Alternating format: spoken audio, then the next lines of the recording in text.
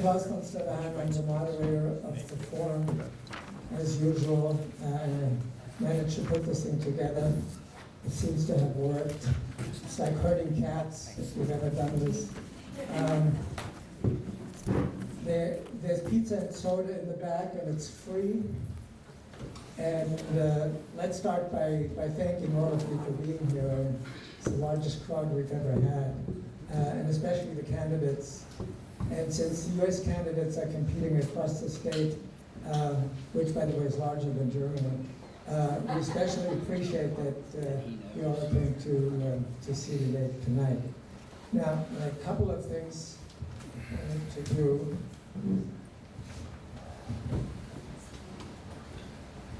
I got a note from the Bonn-Milltown Community Council. They're saying that we'll be covered by MCAT tonight, and they're working on a resource for the Wednesday session. Your organization is receiving in-kind services from MCAT worth $500 an hour. Please return the favor, and I almost hiccup when I read this, by acknowledging MCAT and the Bonn-Milltown Community Council at your event with the following announcement. This presentation is being recorded by Missoula Community Access Television at the request of the Bonn-Milltown Community Council and as part of a media assistance grant donated to the MCC and the City Lake Community Council by MCAT. So thanks, MCAT. Now, well,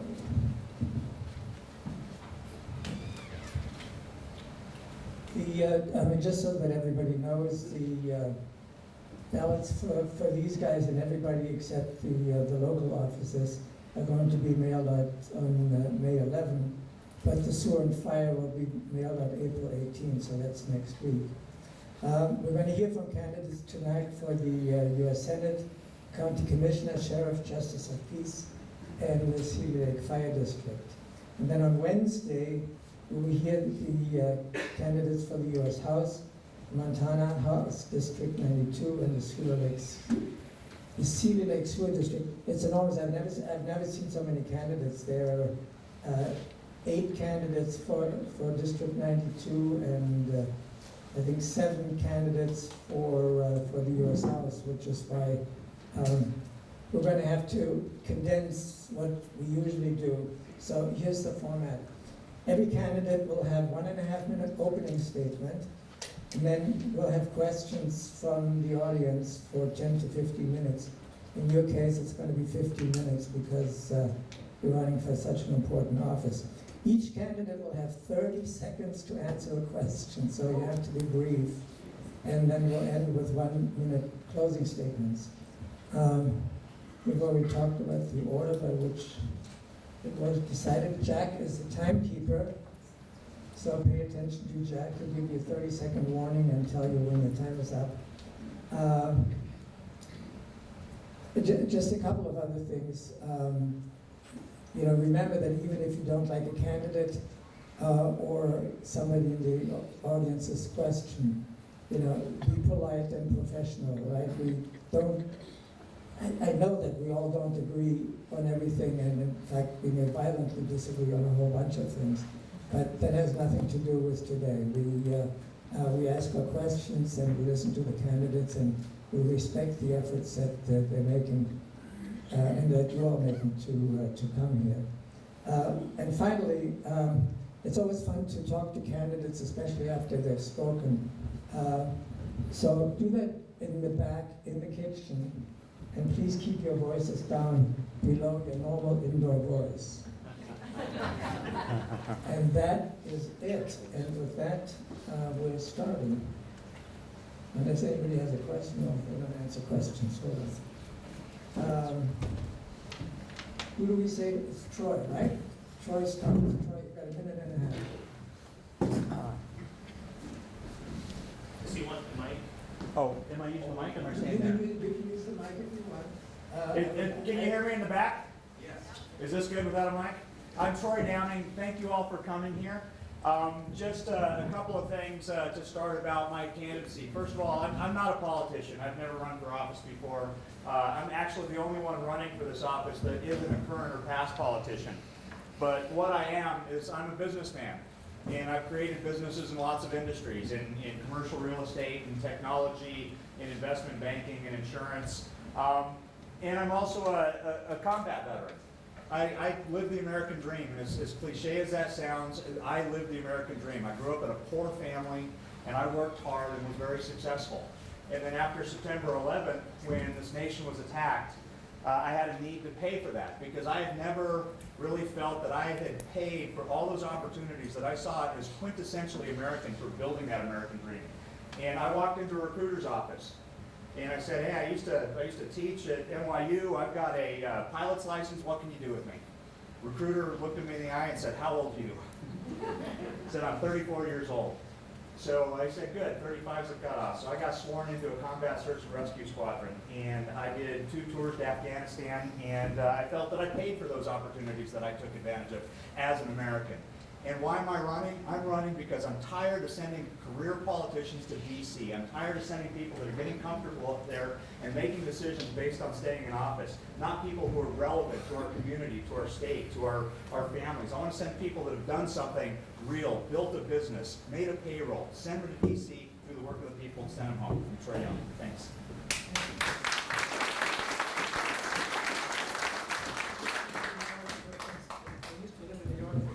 Oh, did you? So, good evening. I'm Dr. Al Olszewski. That's not Olszewski, it's not Old Jetski, it's Albert Olszewski. I'm a boy that was born and raised in Great Falls, Montana. I've spent my summer since about 4 years old here in Sealy. I think the Tamarack is my second home. And now that I'm an orthopedic surgeon in Kalispell for the past 21 years, we still come down here, we celebrate our families' reunions, our anniversaries, fortunately no funerals.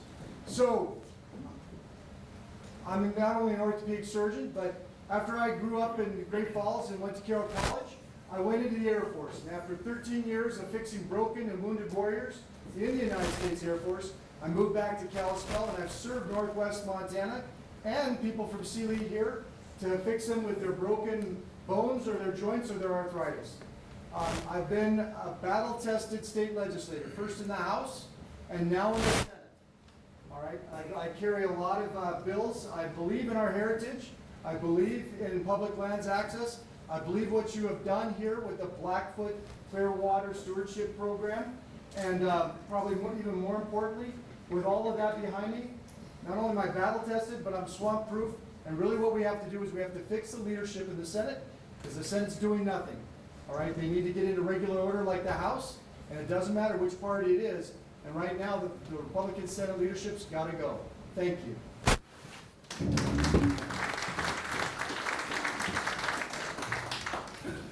Good evening. My name is Russ Fagg, and first of all, I want to say per capita, this is the best turnout we've had across the state. So congratulations to Sealy Lake. Yes. I've actually spent a lot of time up here. One of my good friends when I was a young kid had a place where on Plaza Lake, and so I love this area up here, and it's nice to be back. Brought a lot of good memories back. My name is Russ Fagg.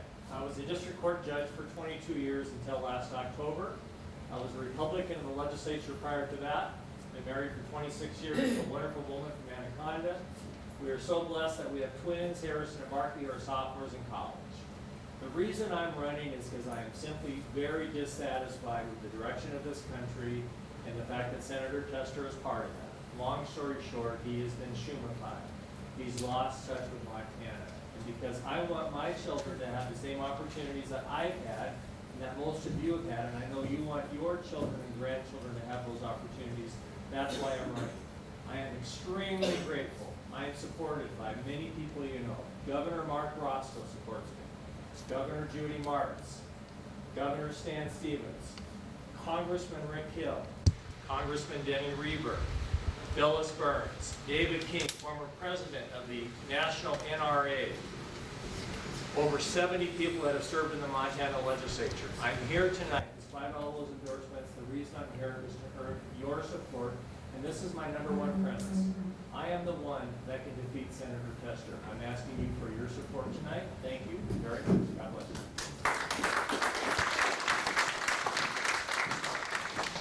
Good evening. My name is Matt Rosendale, and it is great to be back in the CLE again. Many of you know me. I am a businessman. I'm a rancher. I have a ranch over by Glendive. Former legislator. Right now, I'm serving as your Commissioner of Securities and Insurance. Regular folk, just like you. I've hauled sugar beets out of the field. I've PG cows in the fall, and quite frankly, I've looked into the eyes of an unemployed logger here in the CLE and down in the Bitterroot as we stood surrounded by timber that he was prohibited from harvesting simply because of misguided policies and malicious lawsuits that were politically motivated. That's the types of reasons that I'm running for. As I said, I served in the legislature. You sent me to Helena, and you sent me there to reduce spending, and I did. And you sent me there to reduce regulations, and I did that as well. And you sent me there to protect your property rights and your gun rights and to fight to protect the sanctity of life. And I did that as well. And if you send me to Washington, D.C., I will continue to do that, and you don't have to worry about sending someone there that's going to make idle promises. You can look at my record and see that is what I've done, and I serve the way that I campaign. Thank you so much for coming out tonight.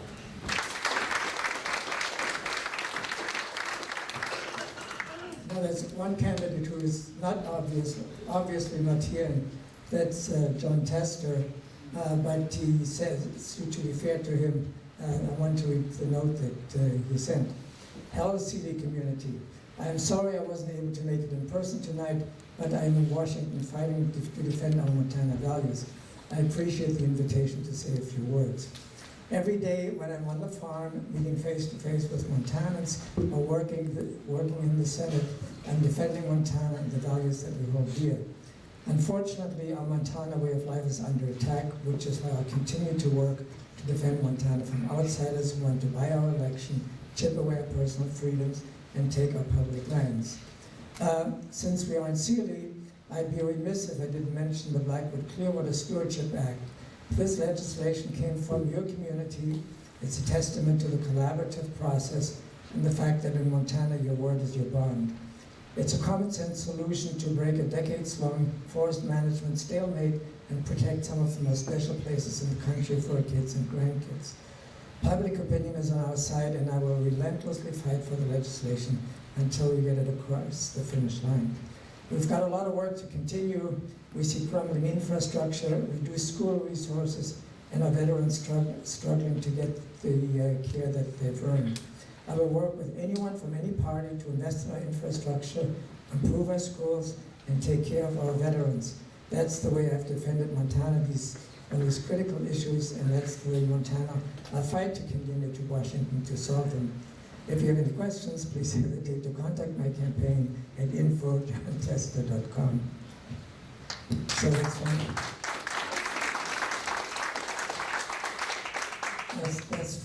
from our incumbent senator.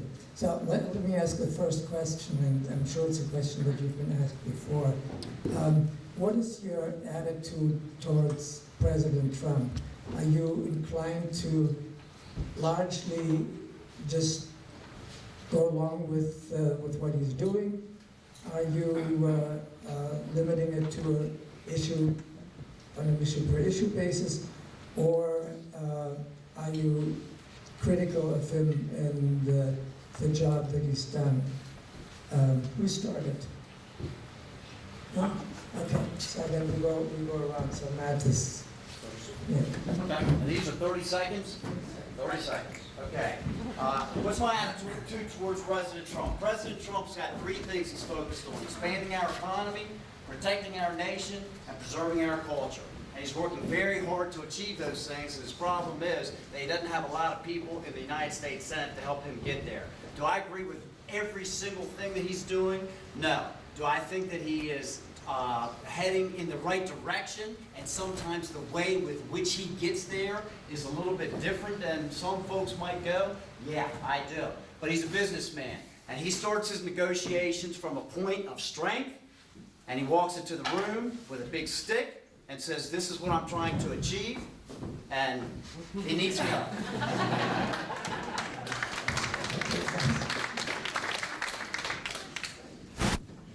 So I like President Trump's choice of Judge Gorsuch in the Supreme Court. I like his less regulations. I like his tax reform package. I like trying to put American interest first again. I think that's important. I'm not going to go back for a rubber stamp. I'm going to do what's best for Montanans. My slogan is jobs first, Montana always. One example is the tariffs.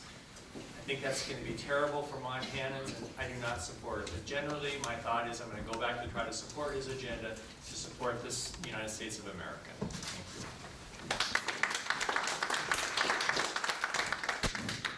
Thank you. Again, I believe that President Trump, he's the captain of the Republican Party, and he's an asset in the state of Montana. Yes, I do believe in the actions that he's doing, as we've heard, reducing the regulations. And especially, if you're in Montana, can you say waters of the United States? I mean, no longer is that around. Can you say the Clean Power Act, what was going to decimate our coal industry, that is gone as well. And you know what? For in healthcare alone, over 30% of the cost is due to regulation. We need to remove the regulations where we're sending our data or your data to a government. He's an asset.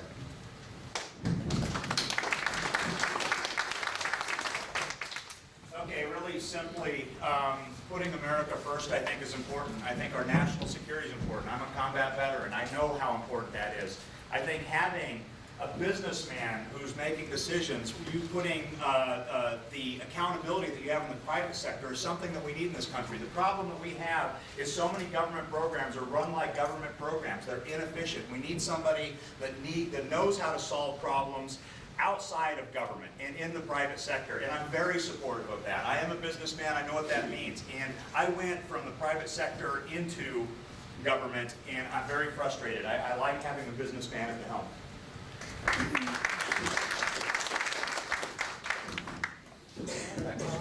You're all up. Yeah. Questions from the audience? Ken, brief. My question will be almost as brief as yours, okay? Ken Fronsberger, CNA.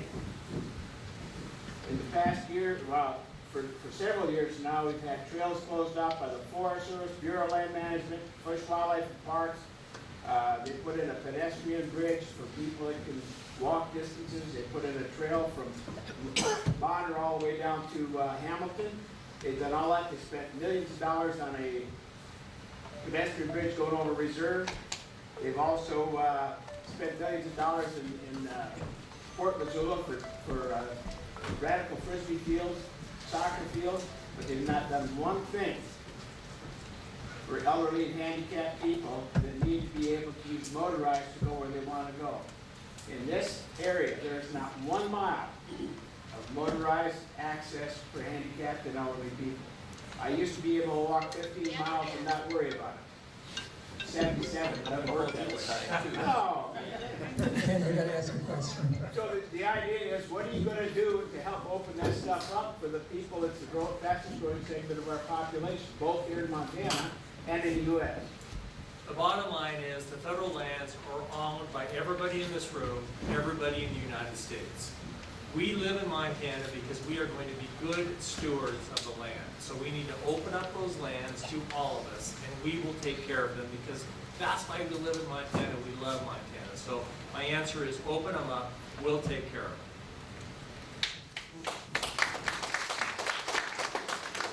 So, you know, with the Blackfoot Clearwater Stewardship Program, well, what I'm telling you is, when you work with that program, it should be done. Right now, what we should have is the federal government should work in collaboration, in coordination with the local authorities. And you shouldn't have to have a legislation to finish off the project that you've already done. That should already be a done project. And yes, here we've had 20,000 miles of roads closed in Montana since Jon Tester has been elected. And we need to say, Jon Tester, tear down these gates.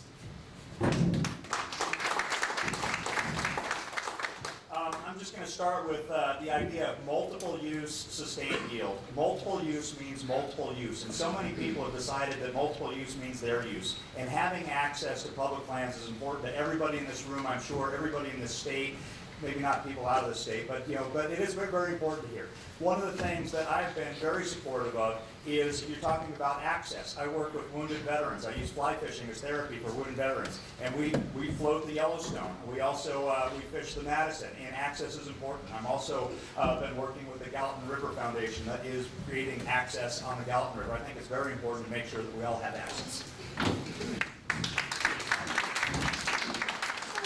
4 things people in Montana want. 1, they don't want the property transferred.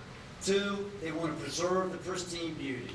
3, they want to have guaranteed access. And 4, they want to utilize the resources that are located on those properties, whether we're utilizing them for economic development purposes by harvesting the timber, or whether we're utilizing them for the resources by going out and actually enjoying them, whether that's through hunting, hiking, or taking a 4-wheeler up the side of the hill because you want to take an afternoon ride. 20,000 acres of roads in our state have been closed off, and it's wrong. We need to open it up.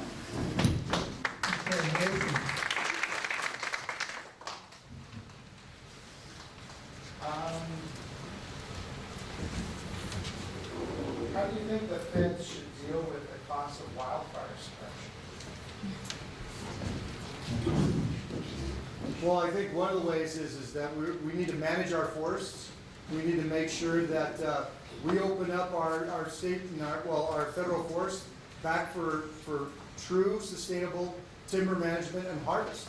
And we need to sell that board feet like we used to in the 50s and the 60s and 70s. That money not only can be used to sustain or to fight fires, but by managing and thinning out our forests, we can reduce our forest fires and the severity of such. Also, it shouldn't matter, if a fire starts, we need to put it out by whoever's available, then we deal about who's in control. I think we manage ourselves in all things government better at the smallest level and not at the largest level. The federal government's trying to do too many things, and I think one of the biggest problems we have right now is we don't have enough say in how to manage what's in our backyard. We're not telling New Yorkers how to run their subway system. They shouldn't be telling us how to manage our forests, and I feel very strongly about that. One of the things that we need to look at very closely is the Equal Access to Justice Act. It allows people that don't have any skin in the game to keep us from doing what we need to do in our own backyard, and we need to start talking seriously about getting rid of that.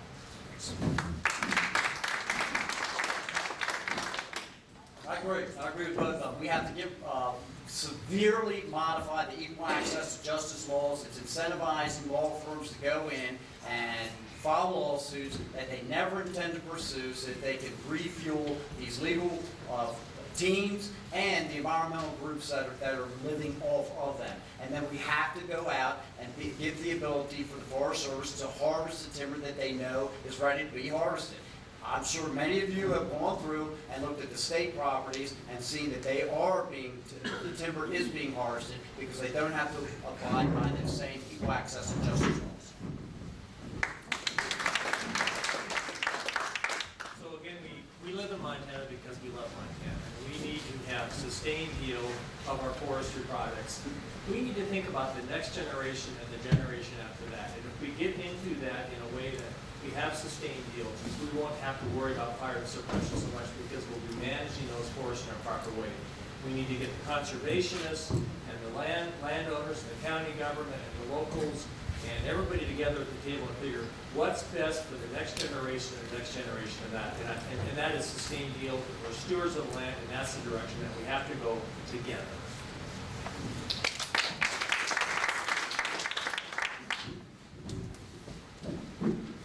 Is that everybody? Okay. Next. Mr. Rosendale mentioned supporting Trump's call for preserving our culture. What exactly do you mean by that? Preserving our culture is, the question is, what do I mean by President Trump preserving our culture? I think that goes straight to the Supreme Court. The Supreme Court, that's how I see it. The Supreme Court is the ones that's going to interpret the Constitution as it was written. And that's what preserves our culture. We have had a Supreme Court that has had people on there that have been trying to interpret the Constitution as per a new, progressive place that they would like to be. And that changes our culture. And I think that it's critically important the United States Senate is the ones who confirm those nominations and go on. The question is addressed to Matt, but do any of you want to comment? If not, we'll go to the next question. Sure, I'll take a shot at it. Anytime I can get in front of you and talk, I'm moving a long way. You know, to me, I'm the grandson, great-grandson of farmers and miners who pioneered central Montana and the High Line. What I see is the culture of the America is we're a great melting pot. You know, so what I'm looking at, we talk about the southern border and what we should do about immigration. I want a high wall. I want a wide gate with natural, so we can bring in the immigrants, but a large wall to prevent drug trafficking and human trafficking. But I want a narrow tunnel so we can vet people that want to come into our country. They want to build our country, make it better, not tear it down.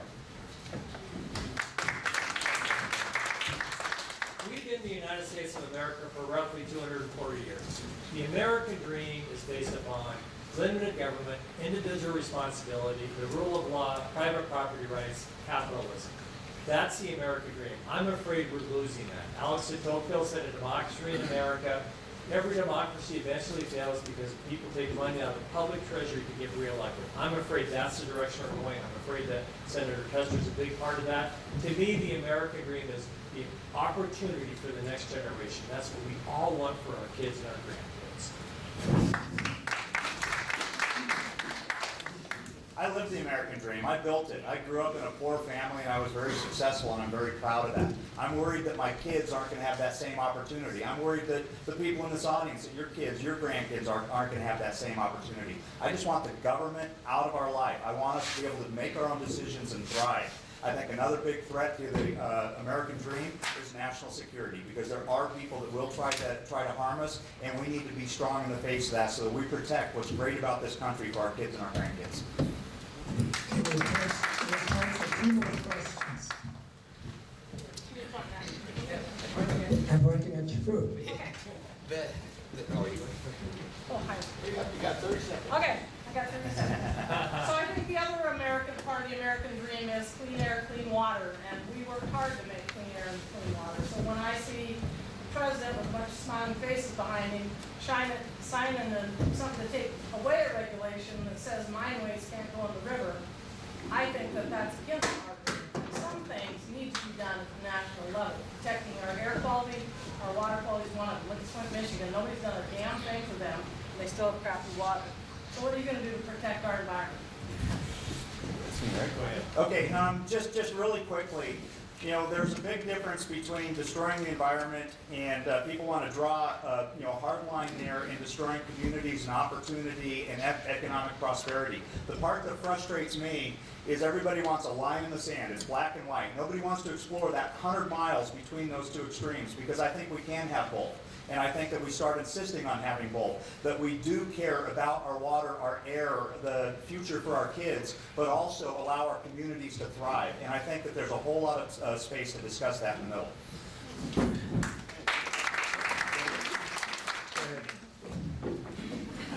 We've got Department of Environmental Quality here at the state level, and they are in charge of protecting our air and our water quality, and I think they do a fine job. I think that the problem is that we've got people in Washington, D.C. that don't understand what's taking place here, and they start passing rules and regulations to prohibit us from utilizing our resources that are not necessary. Dwight Eisenhower put it best. He said, you can't put a man in charge of agriculture that uses a pencil for a plow and lives 1,000 miles away from a cornfield. And that's what we have right now. The people that are running DEQ understand our air and our water quality and know how to deal with it. You know, if you have evidence that they've removed any regulation that has damaged or taken away from the Clean Air Act or the Clean Water Act, let me know. And I will go with you and we'll fight Washington against it. I'm from Montana. You know, in Boy Scouts I learned to be a good conservationist. We want to leave it better than the way we found it. And I will continue to do so, not only as a Boy Scout or as somebody from Montana, but as your state legislator right now and as your next U.S. Senator.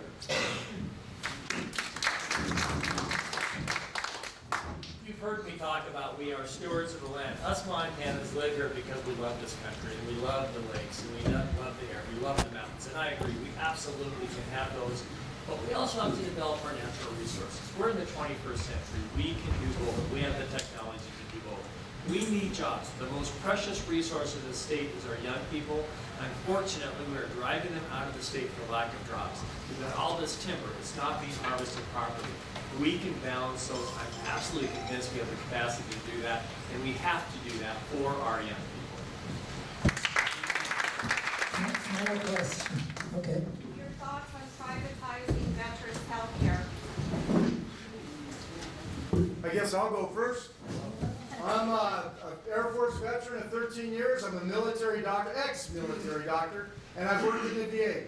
No, we're not going to privatize it. But we're going to refocus the VA. We're going to make it the absolute best on taking care of service-related disabilities, PTSD, spinal cord injuries, amputees, people who have mental or depression from what's going on in suicide awareness.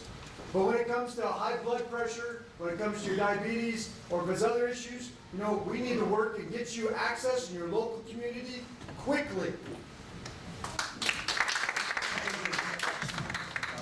Privatizing the VA. Oh, privatizing the VA? What we need to do is eliminate the duplication of efforts that are taking place on trying to deliver services to our veterans and make sure that we get staffing up much, much faster. Right now, we've got 4,000 veterans, last check, right here in the state that have scheduled appointments that are more than 30 days beyond where they would like to have their appointment. We've got veterans that are sitting around waiting 2 years to get their annual physical. We've got new facilities that are being built that are not staffed, and I can show you report after report. So let's get staffing requirements up quickly and stop the duplication of efforts. So I don't think we should privatize it, but I think a public-private partnership is a good idea. I like the Veterans Choice Program. It's just been poorly administered and poorly funded.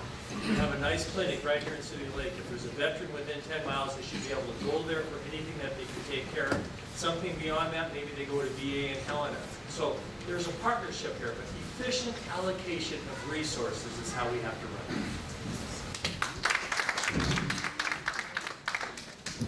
Next. Not yet. Can I still go? Trying to confuse you, Claude. All right, I'm not a politician, but I am a veteran, and I'm very involved with the veterans in this state. I'm a life member of the Montana VFW. I'm very active in my post, and it frustrates me that we're running the VA like a government program. And like I said before, we're running too many government programs like government programs. We need to start bringing private sector accountability. I think the number is higher than was said before. I heard it was 5,100 veterans waiting for the next 30 days to have appointments in Missoula. It's ridiculous. My post commander, ran out of time. I had a great story to tell you. You will have a minute to tell a great story. Let's see. I think we should start with. Let's start with Al. So 1 minute. 1 minute. 1 minute summary. Yeah. Sorry. Well, first of all, thank you for coming. It's nice to have a big group that's diverse and have been able to throw some good questions. Now, I'm going to tell you right now, you dance with the one who brought you.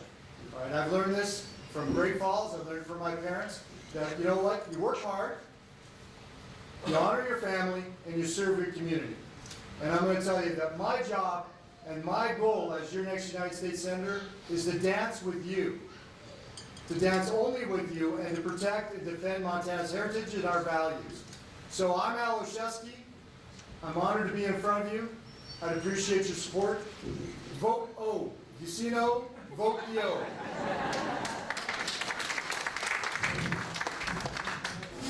Okay, I guess we're going this way.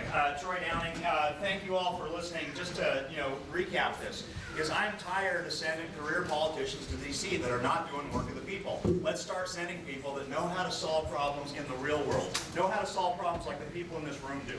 The other part, I'm the only one. There's not a single person representing Montana or running to represent Montana that's ever stepped into a war zone except for me. And I think it's important that we understand who is paying the price of freedom, what it's like to see a bleeding kid in the back of a helicopter, not have it as an abstraction. Understand the price that is paid and what's working and what's not. I'm Troy Downing. I would love your support, and I'll be here if anybody has questions afterwards, because I got lots more stories going out.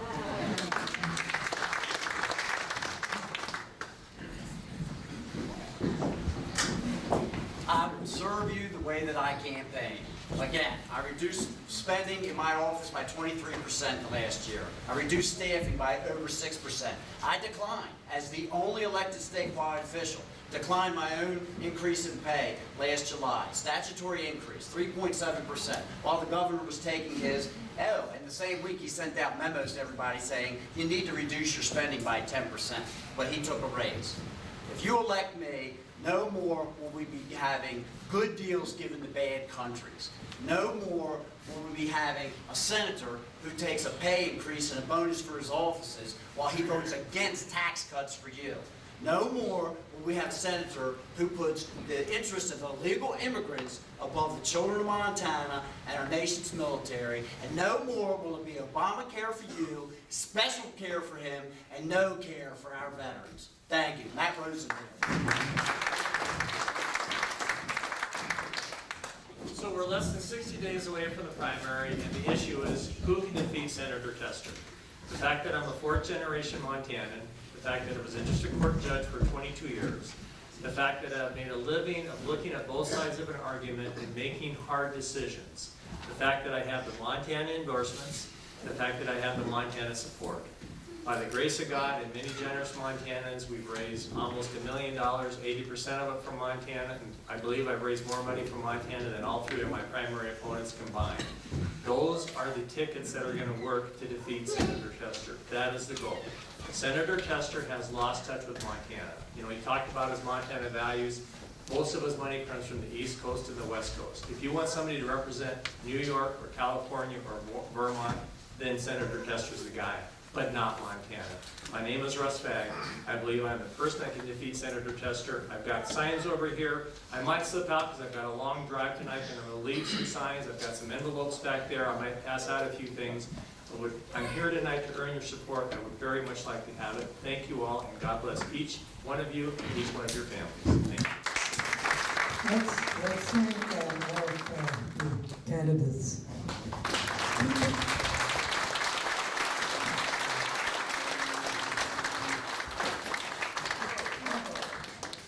Okay, well, we rearranged the landscape slightly. There's seats. There's still some seats, so not everybody has to stand. Thanks.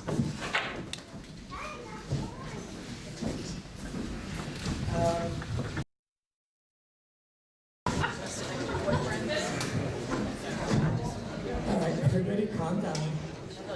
We're going to start with Jeff, who is an independent candidate, and you have a minute and a half, Jeff. Go ahead. My name is Jeffrey James Halverson. I live in July, Montana. That's the other side. I drove the farthest to get here, though, even though I live the closest to everybody here in Sealy Lake, because I have to go all the way around. I run a free gas ranch for young adults and veterans. I have a car lot. I used to live here in Sealy Lake, or have a cabin here in Sealy Lake. I was sued for $1 million for giving people free food and a free place to stay. I fought the county for 5 years over it. I tried to work with the county. I tried to do everything as possible there. I went to the county commissioner meetings. I had my public comment ignored. We have a big problem in Missoula County, and that's the way we represent with our county commissioners. We have 3 county commissioners that represent 106,000 people. In the city limits, you have 66,000 people, and they can outvote people who live in the county. And a lot of people here in outlying areas of Missoula County feel unrepresented because they don't have their own representation in the county. I think we should have more commissioners, and we should have different districts so that everybody has their own representative who has to answer to them alone. I also believe that in a lot more democracy, that major issues like taxes, legalization of weed, other social issues, building permits, all that stuff should go directly to the ballot box for you to vote on. And as a county commissioner, I would do that. I would send it, because I think you can do that for yourself. Unlike the incumbent who's been doing that, approving them for you for years. So that's what I want to do. That's one of my biggest things. If you have any questions, again.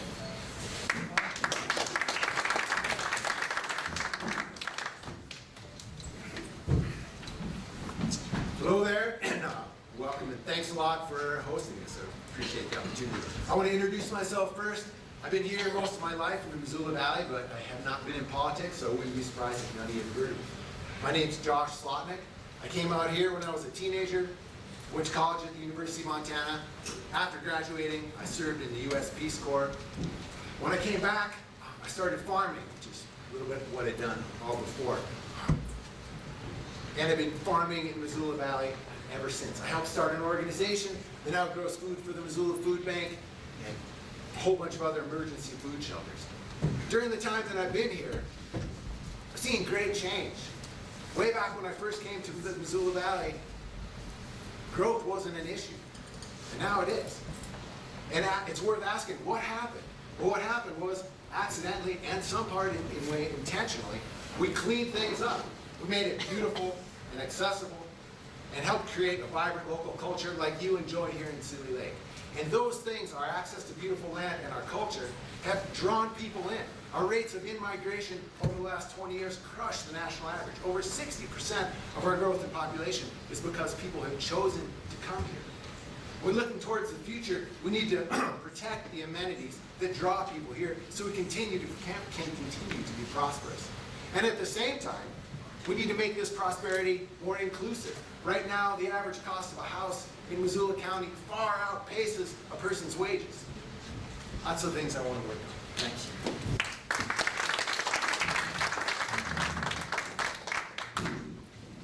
Good evening, I'm Jean Curtis. I serve as your county commissioner and I have for 17 years. I'd like to thank the council for having this forum. The Cedar Lake Community Council was the first community council in the state of Montana, and was shortly followed by Lolo, and under my leadership in 2009 we added 5 more community councils, and I count on those citizen-led councils to bring information and advice to the county. It's been my honor to serve as your commissioner for 17 years. For those of you who don't know, I was born in Missoula, but I was raised in the Swan Valley. I'm raised on a farm there. You can't make a living on a farm there, so my dad worked in the woods. But I used to put up hay for 40 miles. I don't think now that anybody would, in their right mind, would let their 13-year-old kid drive a Farmall A that goes a big 9 miles an hour in 4th gear, 40 miles down so they could get to Sam Prairie to put up hay. I have a proven record of bringing people together, and I have made a difference for Missoula County. In economic development, I wrote an application to the EDA to establish RED, which is the Bitterroot Economic Development District, that serves Ravalli, Mineral, and Missoula County. I've been the president of that organization since 2002. I was on the ground for forming Missoula Economic Partnership, which is a public-private partnership, and I'll tell you a lot more in a bit.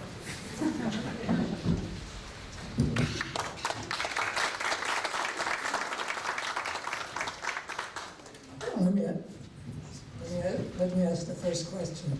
A couple of years ago, there was an issue about subdivisions, and the issue was that if you subdivided, the proposal was that you had to send 50% of the land aside for agricultural use.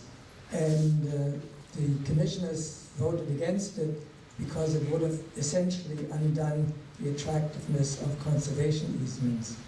And I know what Jean's view is, unless she's changed, there's no doubt. But I would like to hear from really the other two. What is your position on that proposal, and where do and if you're in favor of it, what happens to conservation easements? Thanks for asking, Klaus, but I think you got a little bit of the details wrong. This wasn't every subdivision, 50% of the land has to be set aside for agriculture. The proposal was if there is land of soil of a certain quality, at the point of subdivision, the county could ask for mitigation to the land lost. I didn't agree with how it went down, but I also didn't agree with the proposal. What I think we should do is look really hard at preserving some of our best ag land only where it is vulnerable to be lost. So in Missoula County, we're talking about less than 2% of the county. This is a really key feature. Less than 2% of the county. And on top of that, we should be concerned about the land that is most valuable to be lost. I can't answer anymore. I could go on about this on the specifics of it.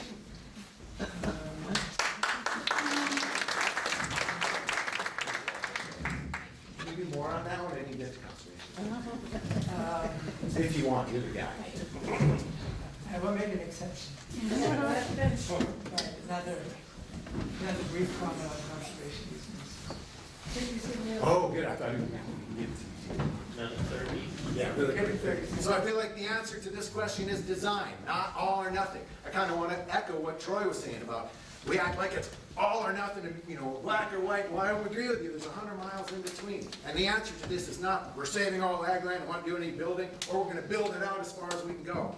What we need to do is use good design. If there's beautiful soil, doesn't exist anywhere else, let's figure out how to do smaller lot sizes, community septics. Make sure the landowners get value for their property, but design in the context where we're working with. Don't pretend that every chunk of land is the same. I think we can get values for landowners. Preserving value means preserving the incentive for conservation easements and protect our best land. It's about design. Okay, now everybody. So Klaus is right, I did vote against the proposal that came to the commission. We did, however, adopt a right farm and ranch ordinance for the county, and we also established 3 committees to look at how could we do this in a different way. The point of subdivision is too late. You need to do this kind of figuring out what land you want to save and save it beforehand. You don't want somebody to go through $20,000 of designing a subdivision only to be told no at the end. Where Klaus lives up in the Woodworth area is a prime example of how conservation easements work the best, voluntary conservation easements. That community, that little neighborhood of the Sealy area decided what they wanted their places to look like in the future. They worked together and almost all of that has been conserved. The open space bond has allowed us to set aside 30,000 acres with conservation easements. 6,116 acres of that is prime farmland.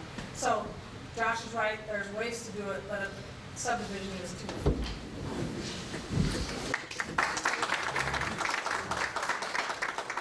I'm a gardener too, and my garden's bigger than I can handle.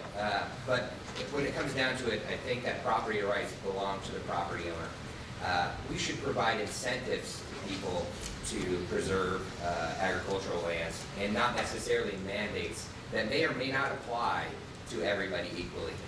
Lots of times there's variances, and you see some guy who's allowed to carve up a whole bunch of lots, and somebody else is not allowed to do that just because of who they know or whatever else. And so we got to make sure we don't have a system where people are unfairly and everybody gets it fair and we have equal property rights for that. And incentives are the way to do that. Incentives are to provide stuff. I support open space, but I want to see open space used for access for hiking trails, river trails, and community gardens. And soils of conservation was a way to put the expense of open space on the person who's buying that home and not the entire community across. So it wasn't a fair, it put it on just the person subdividing and not everybody who gets to enjoy it.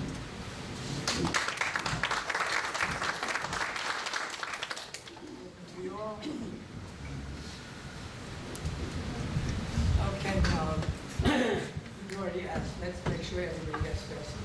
It's a different group, you know. Nobody wants to ask, nobody wants to ask.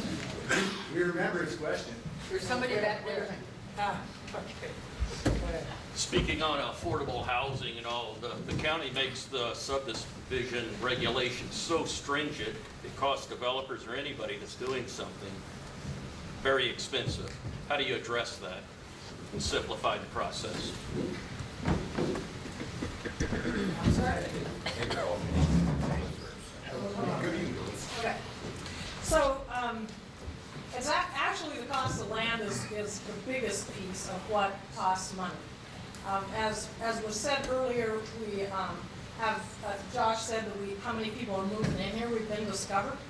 My family came in here in the 20s and 30s on horseback. So, you know, land was cheap then. We were a long ways from anything. Nobody wanted to take that muddy road to Missoula. But we've been discovered, and the price of land is what's driving it up. And when you have folks that are wanting to move here, bringing the money that they sold a place in California or Nevada or somewhere, it raises up the price. So that's the deal. The county, however, did join in the, oops, we did join in the study to look at housing, and I'll give you more later. I think a lot of the, if you talk to a lot of the builders, you'll see that subdivision, those fees that the county assesses, like impact fees and building permit fees that were put in, into Missoula County, those costs are passed on to the home buyers. And that's adding a lot to the price of a home. We need to streamline subdivision, make a set rules that are fair for everybody, and we need to identify areas where it's probably best for people to subdivide and maybe even give incentives in some areas too. We're not going to stop people from coming to Missoula County, and we can't build a wall that keep everybody out. And when we do, we're going to take our poor people out, and we're going to put it all in rich people, Californians in, and none of our kids are going to be able to afford anything.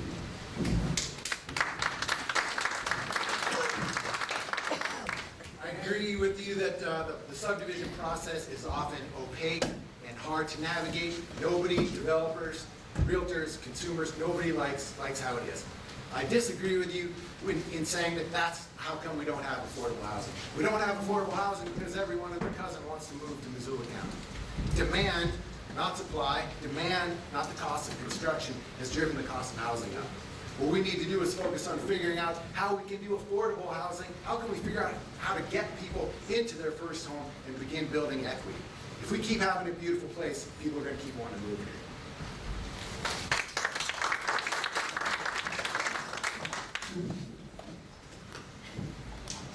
Somebody who hasn't asked the question yet. Hi, Joanne Wallenberg, and living out here, I believe that one of the roles of the county government is to provide for our critical infrastructure, and one of those is roads. And we have an awful lot of unmaintained county roads where people live on them, and they can't get to them in the winter because they're the last one, and people that are only here for the summer are gone. What would you do to bring maintenance to these roads that our taxpayers are paying? I think more and more we're seeing your property tax dollars going to run a bloated government. And if you want any services or if you want any infrastructure, then they want to add another tax to them. And I think that first off is we need to trim some of those unessential services and some of those unessential departments and take a good look at what we can do to it. If you think your services are bad in the county, wait till you get annexed into the cities. And that's what we happened when I lived in Missoula, and everybody complained about it. And that's why it's important that we also look out for the people that are in the other areas that are being annexed.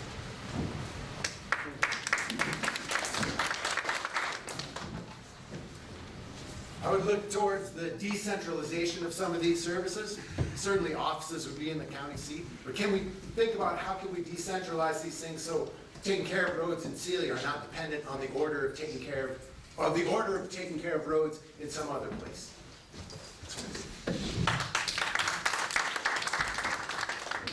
Now, one of the things that the county has done, I've come up here and tried to help work on Sealy being incorporated, for example.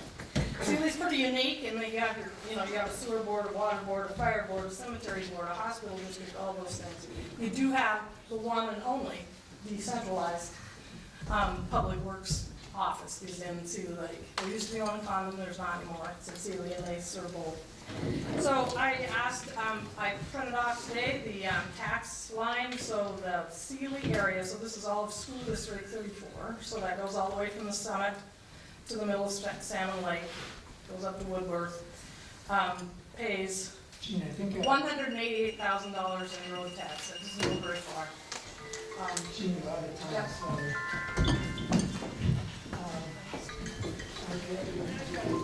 I'm just wondering what you consider non-essential services that you would cut. That's Can you repeat the question? Non-essential, what do you propose to be non-essential to cut? Well, that's a very good question, and unfortunately, I have to go through every line by line in every department to take a look at that, and that's gonna take a lot of time to do. I've run a business for many years, and I've had to make cuts, and unfortunately, with tax dollars, we should really be as serious as auditing budgets as we are as the means we collect.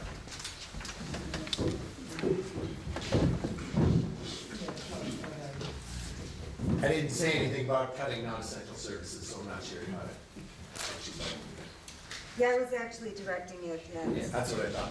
Sorry. Well, I'll just add that every year as we go through budgets, which we're doing right now, we're looking at county budgets, we look at, and we haven't had anything come up as non-essential. There's the request for things to be more, but not non-essential, and I have the list here. And I don't know if you look at those you got. Go ahead. I'm sort of still lost on the potholes up here on the roads. Even they wouldn't even fix the post office. They said nobody wanted to fix the post office. That's a federal parking lot. I mean, it was, the roads, the potholes are this deep. I'm serious up here. Well, explain like But I mean, we were starting on this subject and we got lost. Nobody, you guys, you're like the swamp up there. We only have 30 seconds. So, you're right, the federal post office should be taken care of by the federal government, not the county government. And we have looked at, the state law says that when you collect road tax, which is on your bill specifically as road tax, it's not paid by people in the city, only people in the county, that has to be used on county roads, roads that are petitioned, deeded, or dedicated. And the post office is not one, neither is the school yard, so that's why we do it that way. Redwood, right now, I mean, sorry. I did, I want to touch back on to that. The other thing is that, as you would see, you go to the county commissioners or you go to anything else, you don't have somebody who directly represents you in Seeley Lake. And I think you should have more commissioners on the commission, and we should have separate districts so that people, your voice is heard by somebody who's right here in Seeley Lake. There is the Seeley Lake Community Council, and I hope they would know about this and take this to the county commissioners and have it dealt with. It sounds like an acute problem that needs to be dealt with. Sounds like it should. Okay. Two more questions. From somebody who hasn't asked a question. Let him ask his question. You should get 30 seconds. Ask you the same question that I asked the folks that were here before. We spend a lot of money on trails for people that are athletic and able to move on them. We spent all that money on Fort Missoula. We spent all that money on the trail from Lolo all the way to Hamilton or wherever the heck that thing goes. But we spent nothing for elderly and handicapped other than putting slanted areas and sidewalks to get up. What are we going to do to help out the people that are the fastest growing segment of this population? What are you going to do after spending all those millions of dollars on that other stuff to help people that can't walk that far anymore?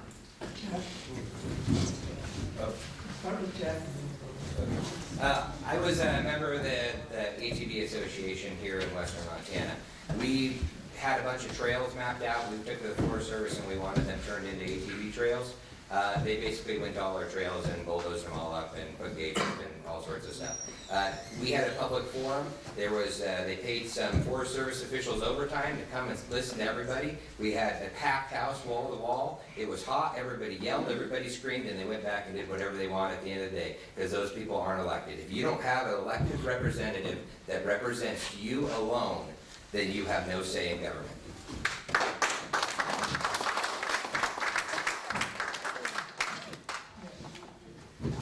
Sounds like the Forest Service has let me down. It's not only the Forest Service, it's the county too. The county's done it. It also sounds like, Millions of dollars in Missoula. it also sounds like an ADA issue, which you'd have some ground to stand on if you wanted to take this on. That's my last resort. Well, maybe that's what needs to be done. You have this right. You should take it on. The only thing I'd object with this, it sounds like you're pretty angry about the millions of dollars that's been spent on parks and trails. And I would say those are investments. Oh, really? Yeah, absolutely. People come. People who are here, more people come here because of these amenities. And they spend money and buy houses, build businesses. These help people out. Admittedly, they seem to exclude people, and that's not right. But I also think they should exist.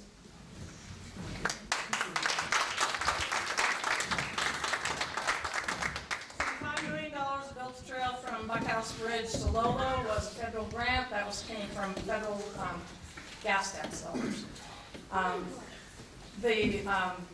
I know that a lot of people don't like the bridge that goes over Reserve Street. That had nothing to do with your taxes, had nothing to do with anybody's taxes live outside the city limit. That was a decision made by the city to make that a safe road, and it was their TIF bill. It did, you didn't pay for a nickel of that, Ken. Wonderful. What about Fort Missoula? Ken, Fort Missoula was voted by the, it was something that was brought to the commission. We make sure if something's gonna be put on the ballot, that they do a survey, and a majority of the folks in the county say they want it to be on the ballot. That was voted. So that was a voted levy that came on. It has a lot of ADA stuff. Does it? Yep. that's, I'd like to and we come to the end of the consultations. Joyce, would you like to start summing your position up?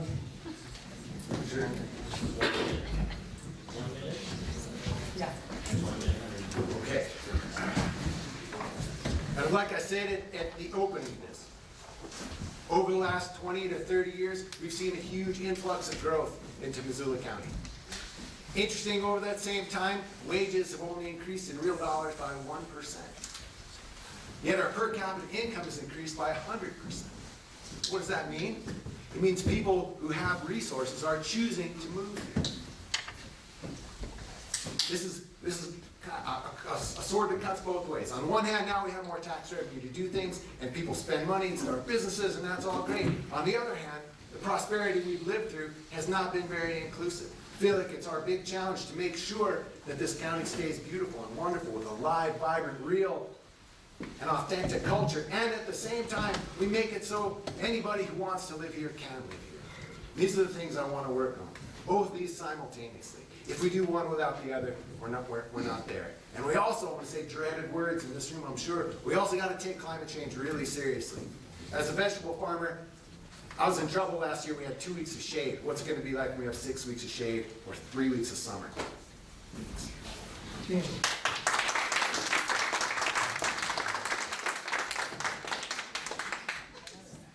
So I come to work every day because I believe that Missoula County does make a difference in your life, and I've made a difference in what goes on. When I meet with businesses that are either planning to expand or move here, they always talk to me about a couple things. They talk to me about the fact that we have a good work ethic and hardworking people and a workforce. They talk to me about the fact that we have a great quality of life. But things like, so there are really important things like saving soil and fixing potholes. We only do half of the roads, it's all the money we got. That road is not built standard on Redwoods, probably why we don't do that. We can talk a lot more about that. But now I lost my whole train of thought. I mean, I've helped the businesses we are so fortunate to have Pyramid Mountain Lumber still here. They are your anchor business. But we're growing in other areas, in the recreation economy. And I work hard to make sure that Missoula Economic Partnership does not forget you. Lee has been to Missoula Economic Partnership talking about what's going on in Cedar Lake and why that recreation is important. I look forward to serving you for another 17 years. Only 6.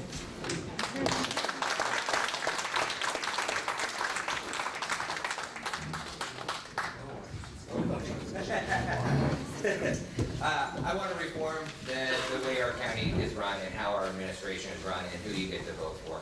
I think that's very important. I want to send important issues to the ballot box. I have my opinions, but more importantly, I want to hear yours, and I want to hear people actually vote on those issues. Even if it's a poll that we send a letter to every property owner and ask them what it is. I want to work to repeal building permits, because I don't think it's fair that they were put in by 3 people on a county of 106,000 people. I don't think you should have to beg your masters for permission to replace your hot water heater or your roof or anything else. I won't impose zoning on private land, and I believe government should help work to help people use their land, not prohibit it. And I don't think government can save Missoula. I think private industry can, and and government should help private industry and help it, and not work against the people. My neighbors, I moved away because they couldn't afford the rent. I've helped people move out of their apartments because they were booted out. I've helped people who have had their homes foreclosed because they couldn't find good paying jobs. We need jobs, we need money, and then we have more money to spend on those things. But until we stop being so poor, we can't afford everything. Thank you all. Next, we have the sheriff's race. So let's take a 5-minute break before we do that. Okay, guys, quiet down. We don't have all your doing.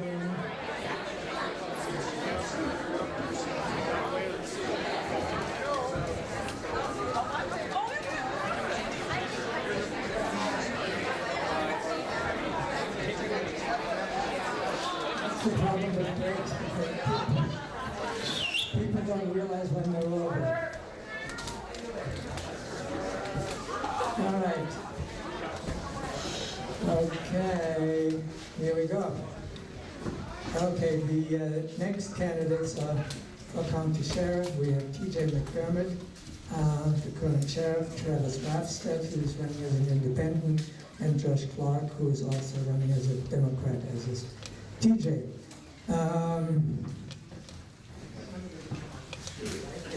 Okay, Josh, you go first. 1.5 minutes.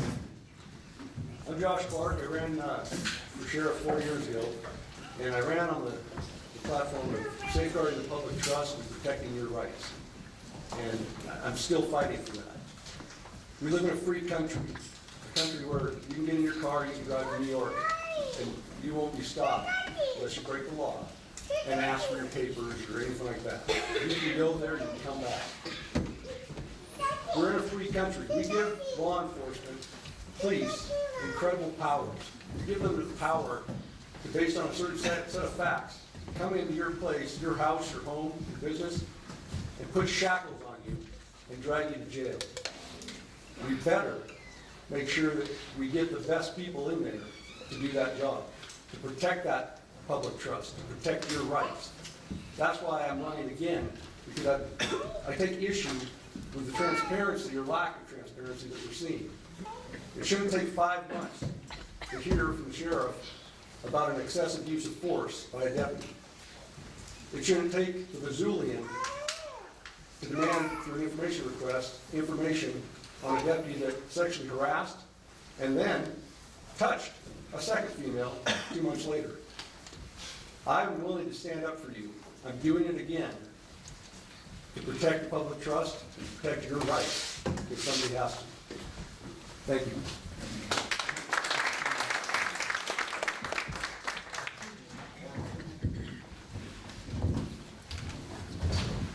Okay, well, good evening. I'm going to use the microphone because I'm just getting over a cold tonight. I'm TJ McDermott, and I am your elected sheriff in Corner. I'd like to start out tonight by thanking the Seeley Lake Community Council for putting on this forum and giving me an opportunity to be here tonight and talk with everyone in the audience about my re-election campaign. It's truly an honor to be your sheriff and to work with the brave men and women of the Missoula County Sheriff's Office.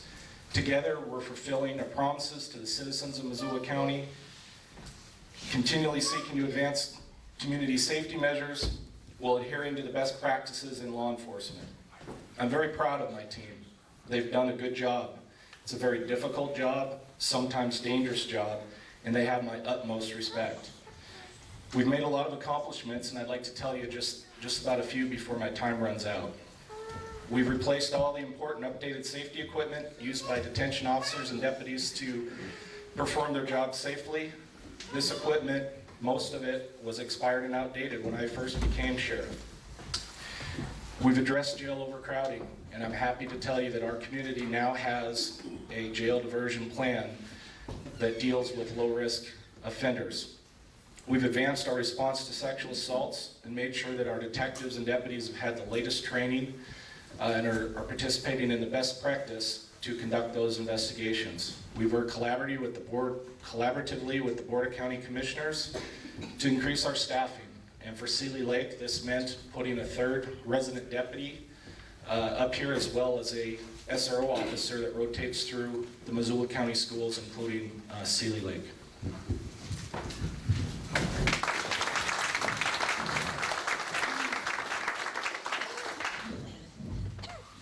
Hello, my name is Travis Wafstead. I am the independent candidate for the office of sheriff here in Missoula.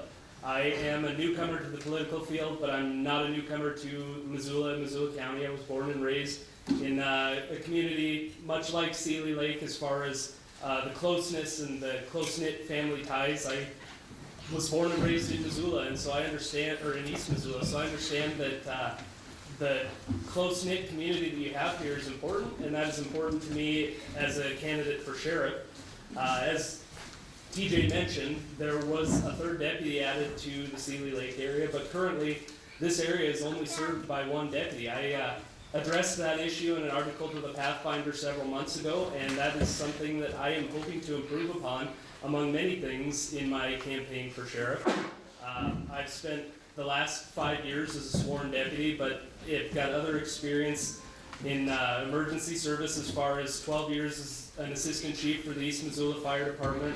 I am currently assigned to the detective division, but I've spent a majority of my time as a field training officer. I've got over 400 hours of certified law enforcement training, and one of the first questions I get is what makes you qualified to be the sheriff? And I think that one of the biggest areas is just the fact that I'm not only a law enforcement officer, but I'm also a leader in my community, and I've got demonstrated proof of that aspect. Thank you.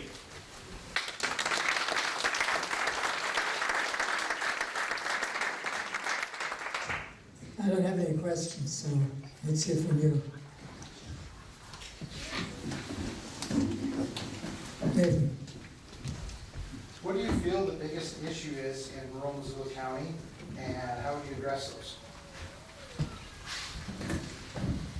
I'm sorry, you started, so TJ goes first. Well, the biggest issue that we have in rural Missoula County as well as in Missoula is there's a drug epidemic.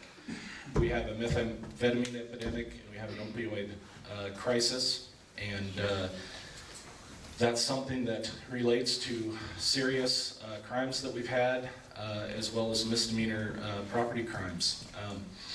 We do have coverage in Seeley Lake. Junior Sunderland, who was the third resident deputy, went downtown to be a detective, and we're in the process of filling that position. But another challenge in the rural community is housing. I'll stop at the time. So to focus your question specifically on the area of Seeley right now, since we're here in Seeley to talk about that, in 2017 there were 2,547 calls for service in what's typically known as the Zone 5 area. That includes North Potomac, Seeley Lake, Reno, all the way up to Condon and all the way to the county line on 200. Likewise, there were 26,959 total calls for service for the sheriff's office. So that means Seeley Lake amounts to about 10% of the calls for service. But Seeley Lake is only represented by 1%, a little more than 1% of our population of deputies. And so I think the biggest issue is getting deputies on the streets up here. Thank you.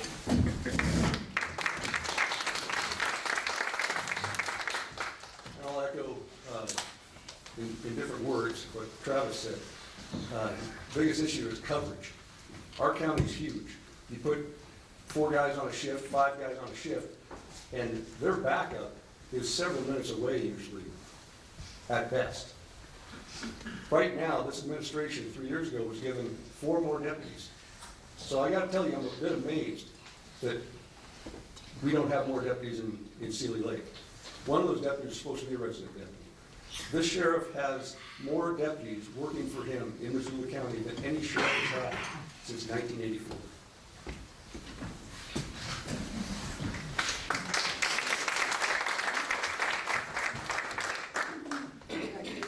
Yeah, what's your stand on the Second Amendment and a possible federal bill that would limit assault rifles?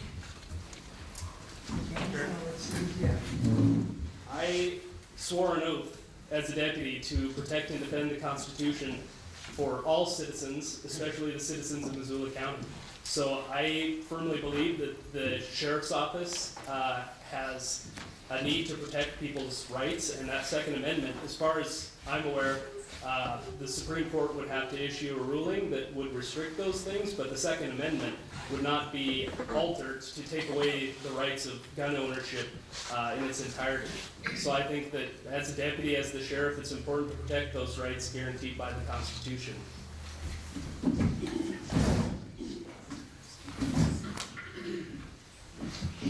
I told you I'd protect your rights. I'm standing up here again, I'm putting myself out there to protect your rights. That applies to the U.S. Constitution and Montana Constitution. Second Amendment is under the U.S. Constitution. I would protect your rights under the U.S. Constitution. More importantly, also, the Montana Constitution is a very strong document. It has a very strong it's not a Second Amendment, but a very strong protection for the right to keep and bear arms. And I would protect that right. That is not something that is negotiable in my mind. If you have a right to something based on these documents, I'm here to protect your rights. We have time for one more.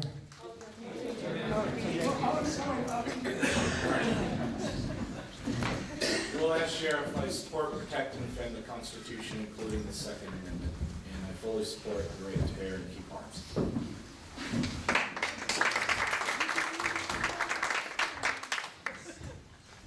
Anybody who hasn't asked a question before?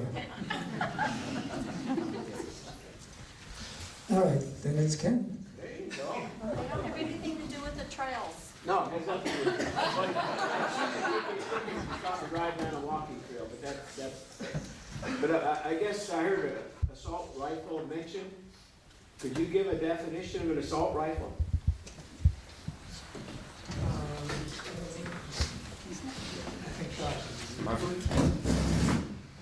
Well, not to be a wiseacre, but an assault rifle, those two words, would be any rifle used to assault a person.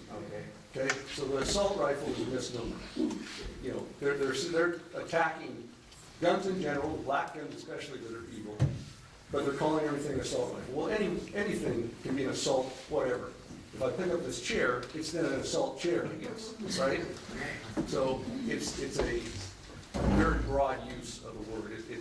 And it's scary when we're talking about legislating something and you're using such a generic, ugly word.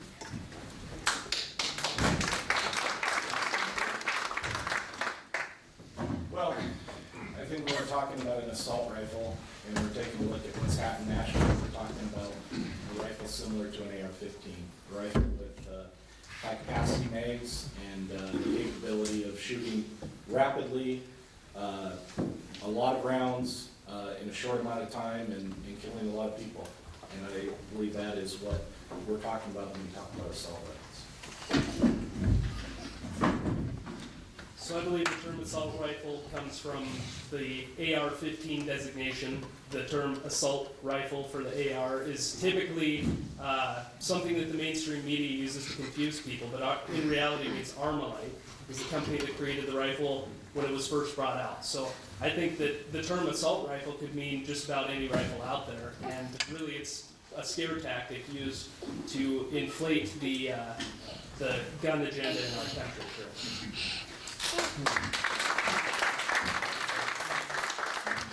Okay, well, that's it for questions.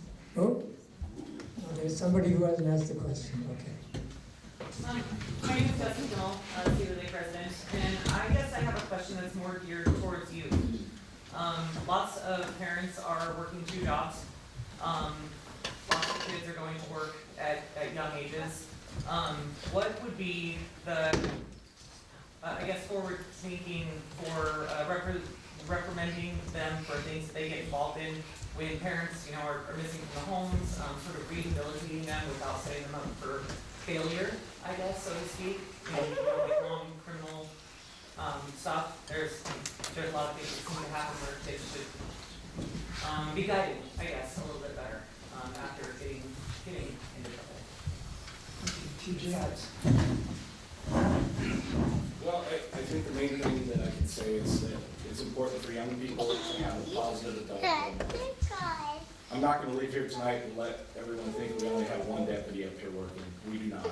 We send a deputy out from each shift, and we have 24/7 coverage. We have the best coverage up in Cedar Lake than we've ever had. And I'm the only sheriff to ever add a resident deputy to Cedar Lake and to spend time up here patrolling myself, adding a school resource officer, deputizing Tyler Robinson, so that we have good coverage up here.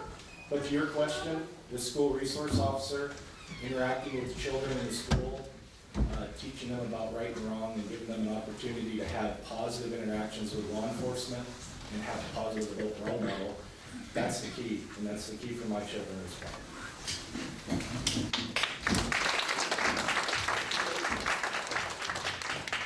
I actually began with the Sheriff's Office 16 years ago as a member of the cadet program, which is designed for youth to get into the law enforcement field. And so I had many mentors that helped raise me into an honorable and ethical profession. And I truly believe that it takes one strong adult to affect a child's life. I'm currently a licensed foster parent, currently the coordinator of that cadet program, and I believe that our student resource officer is an important position. I'd like to expand upon that, hopefully add more so that we have more than one deputy to serve the 11 to 13 schools in Missoula County, and I believe that that's an important part of the sheriff's office and something that we can truly affect our community as a whole.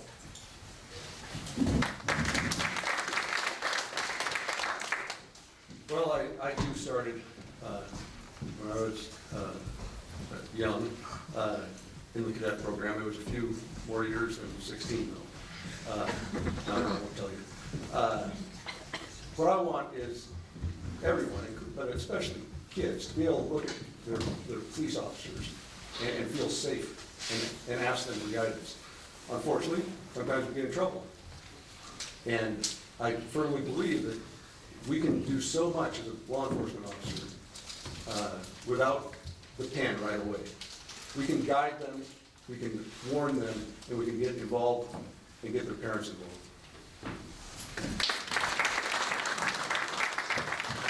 Okay, and that's it. TJ, your closing remarks?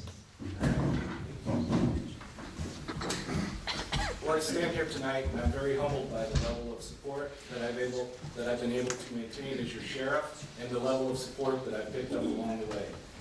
Once again, my campaign for sheriff is well supported by our local elected officials, our county commissioners, our mayor, our city council, our state representatives, and the majority of our citizens, including a very popular former sheriff, Doug Chase. He wrote a letter for me, a guest column, supporting my candidacy, sorry I'm sick, my candidacy, urging the citizens of Missoula County to vote for me. I've got a copy of that article on the table, backed by that sign. And perhaps most importantly, what these endorsements say is I have the ability to work together with people to accomplish things. And when people that are leaders in our community stand up and endorse me and put their name on my supporter list, it lets me know that the sheriff's office, regardless of what people would like to say to be relevant, it's on the right track. And we're going to continue forward, we're going to work hard, and we're going to continue making great improvements for the Sealy Lake community and all of Missoula County.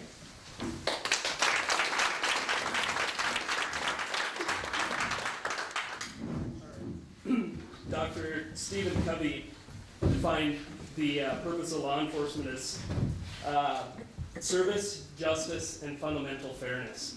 And I think that we've got an issue in our sheriff's office right now with the fundamental fairness of the application of law. As an independent candidate, my goal is to return the focus of the sheriff's office back to due process.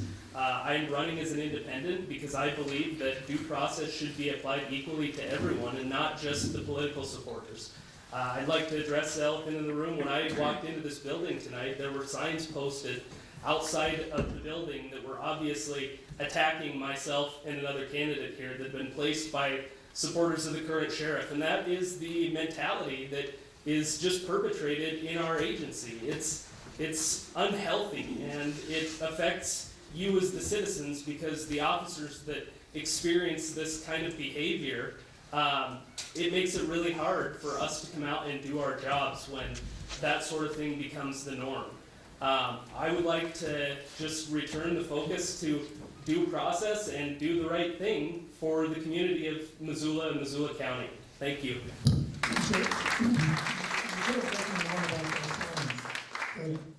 We don't allow signs other than for candidates, so sorry about that.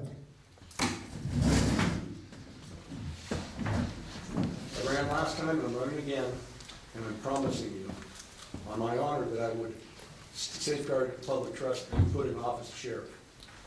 I will protect your rights. We talked about the Second Amendment. there's a lot of rights, and all those rights need to be protected. We need to have the right people wear the badge, and when they screw up, they need to be addressed. Travis mentioned, you better be strong to stand up and hold cops accountable. My wife and I was barred entry. A lot of you saw that. That was referenced, me standing up for you and saying, 5 months is too long to hear about excessive force. That was a direct intimidation. But I won't be intimidated. I won't be intimidated for you or anyone else. I will help you and I will protect your rights. I ask you, look at the candidates, look at the issues, go to everybody's website and read about it. Educate yourself. Even if you don't vote for me, just educate yourself.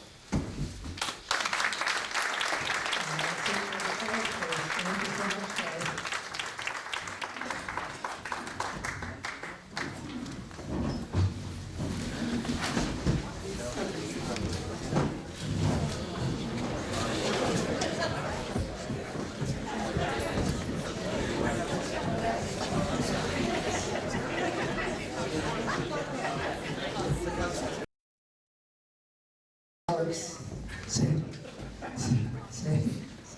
same rules as before, minute and a half. Go ahead. Thank you. Well, my name is Alex Beal. I am currently one of the municipal court judges, so for the city of Missoula.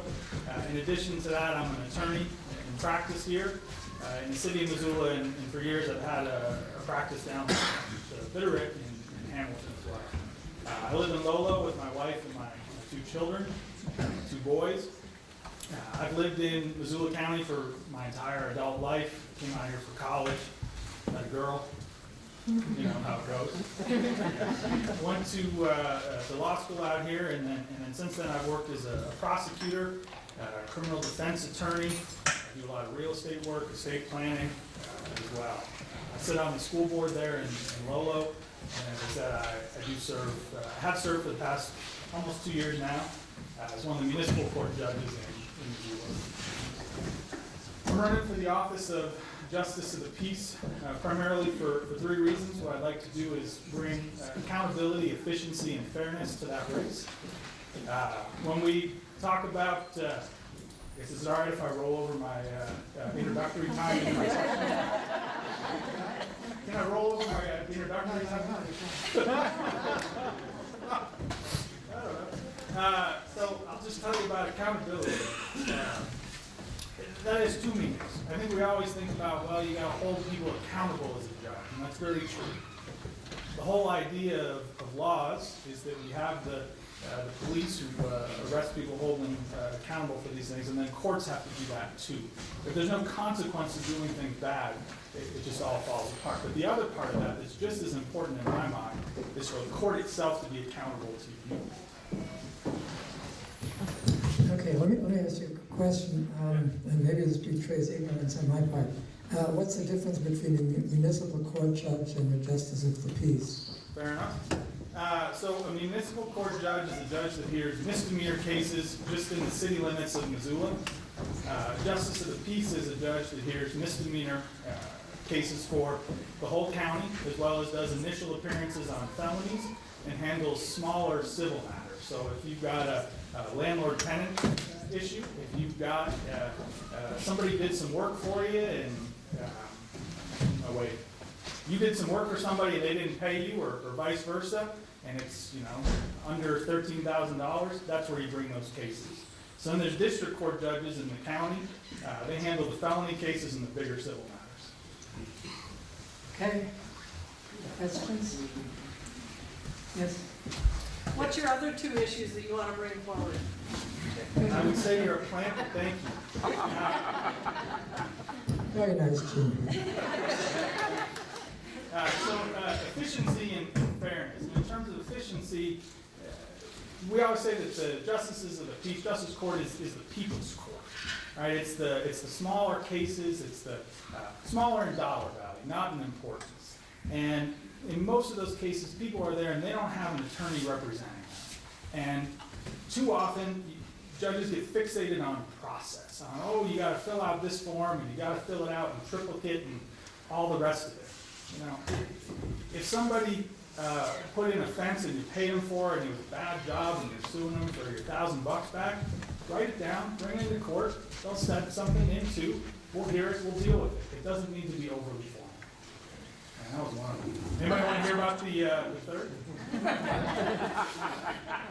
All right. I call it the I apologize. I'm used to, you know, a little more control of the room.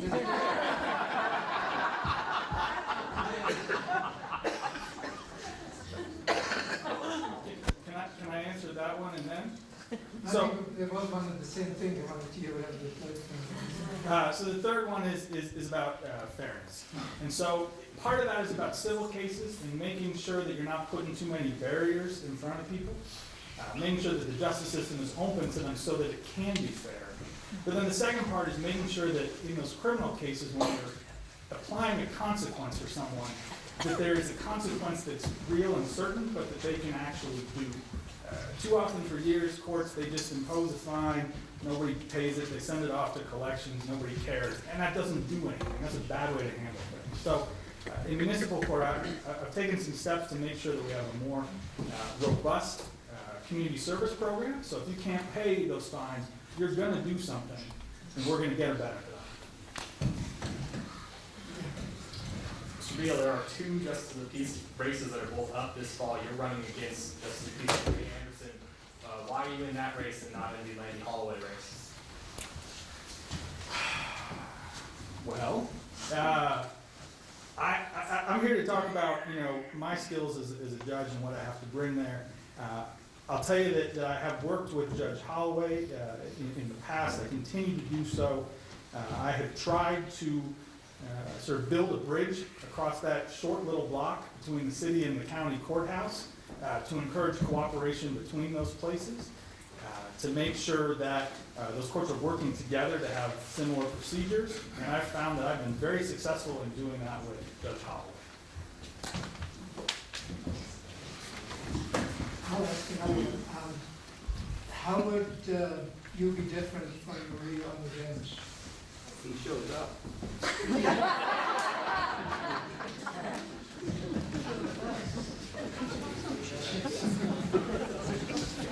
Well,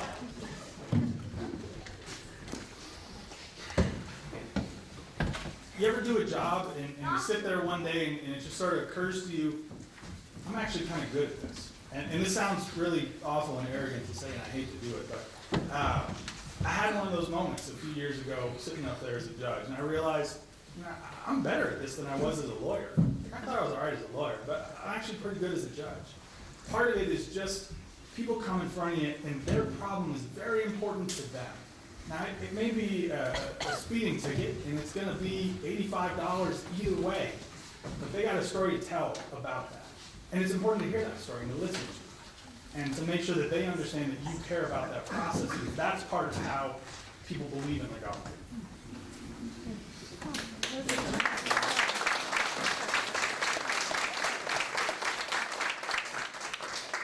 Anybody else? We had to, who did we have? I was just wondering, what are you going to do to help Ken get the trail system? That question's on the floor now.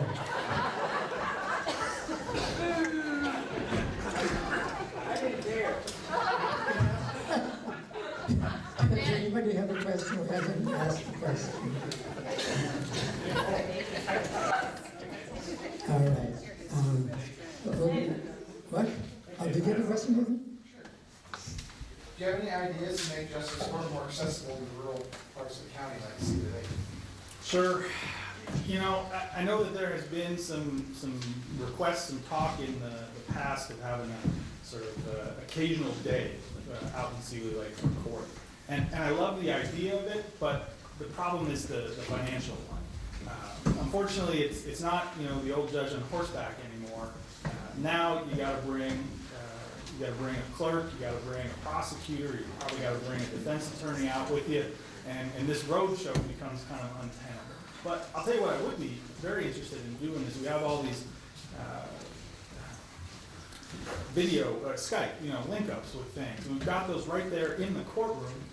I don't see why there's any reason why we couldn't, say, partner with the community council out here, find a place for the other end of that TV, and, especially if you're appearing for something that wouldn't have jail associated with it, or it's a pretrial conference or something, go do it on TV. No reason not to.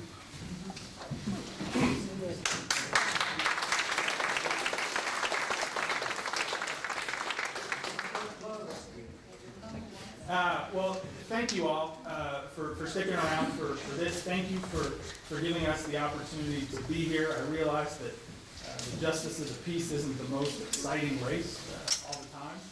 And what it is, though, is it's a very important job in the grand scheme of things for the court system.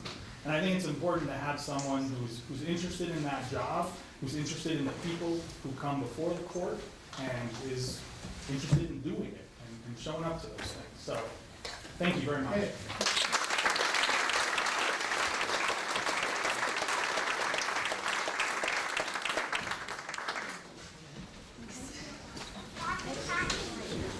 Okay, now we come to the high point of the evening, the one that you've been waiting for with bated breath, which is the Seeley Lake Fire Department.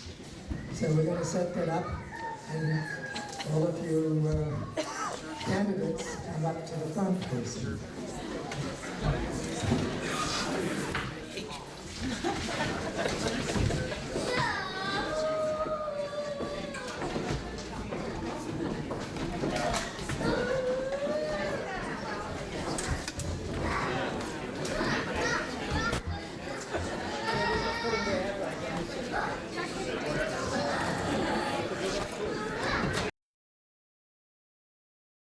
We're going to start with Mark. You see the names there.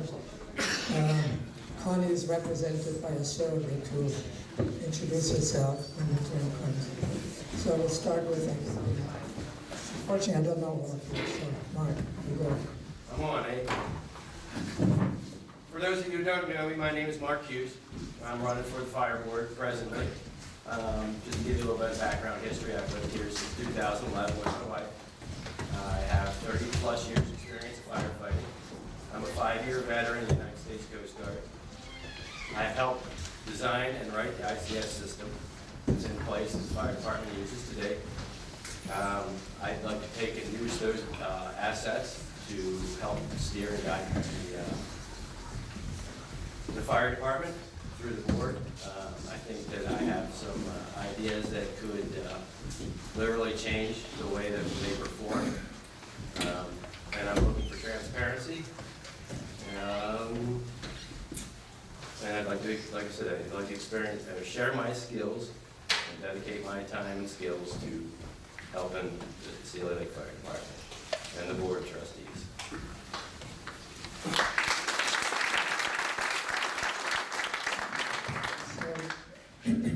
Connie,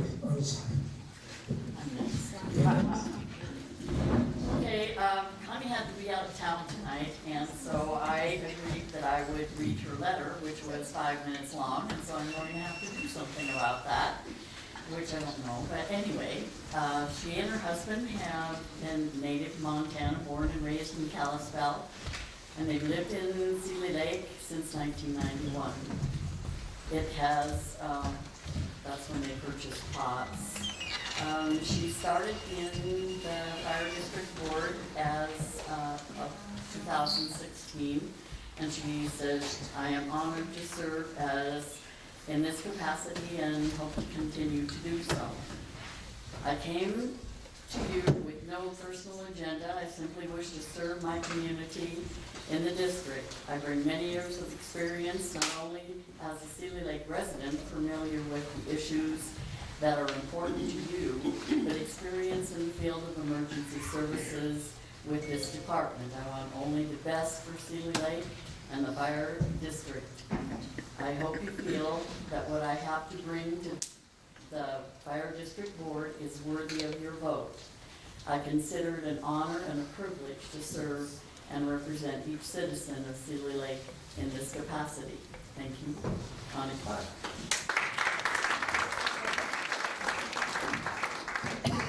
Are you going to answer questions on behalf of Connie, or that's it? Okay. All right, Gary. My name is Gary Lewis. I am the current vice chair of the district board at the moment. My wife and I own Deer Creek Excavating. I've lived in Sealy for a little over 50 years. I've been on the board for approximately 20 years. We've made a lot of We've made a lot of improvements over the last few months. Our intern chief has been fantastic. We've cleaned up a lot of policies and procedures, and I'm running to stay on the board because I believe this is a very critical time right now with the new chief coming in that we've just basically brought into town. He's here now and he needs the training time, and we need to take and protect our firefighters with the best equipment that we can buy them within our budget, and also the best training that we can provide them. And I don't need all my time because I'm not very talkative. Thanks.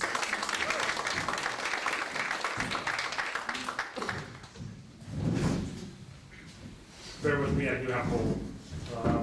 I'm running for the Sea Lake Rural Fire District Trustees, and I was in the fire department for 17 and a half years. In my tenure, I helped with making some policies, obviously they're doing changing of some.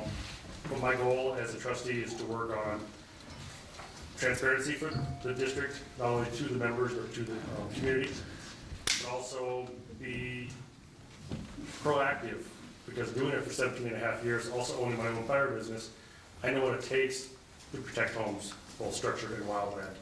I've been an EMT for 10 years. I get what it needs. I get the needs for that too, but I'm looking for you guys' support so I can continue that in a way that benefits the community the most. That's what I'm here for, is the community. I thank you.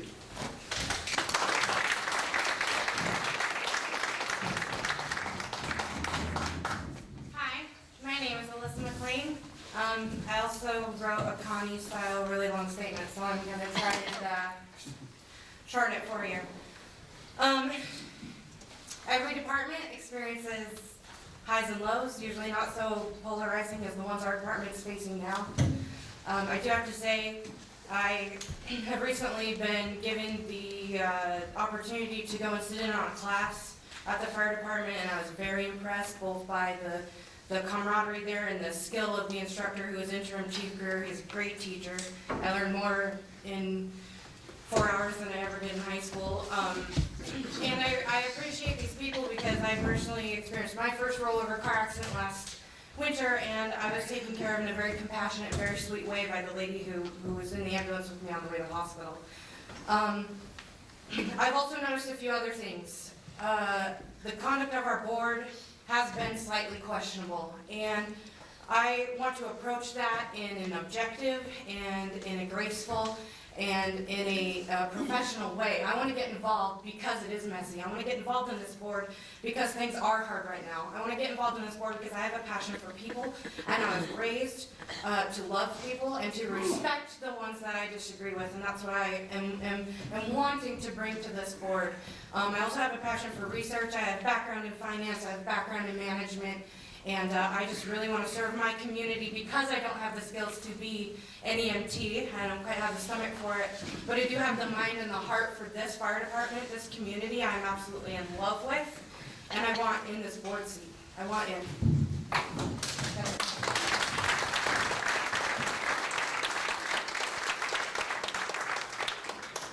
I'm going to ask a question. And again, I don't know much about the fire district and the board. But there are 2 spots and 5 candidates, and that's very unusual for a board like that. Usually, we have to scratch for people. Why is this? Well, I don't want to say contentious because it doesn't sound contentious, but why is this? Why are there so many candidates? Why are so many candidates vying for 2 spots? And we'll start with Gary.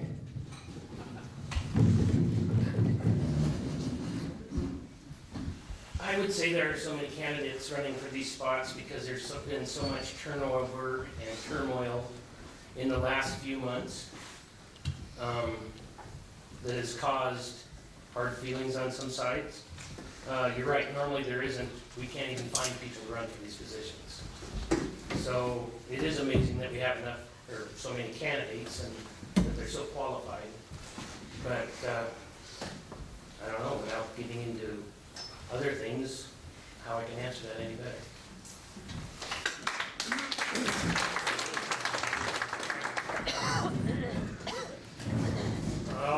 So let's see here.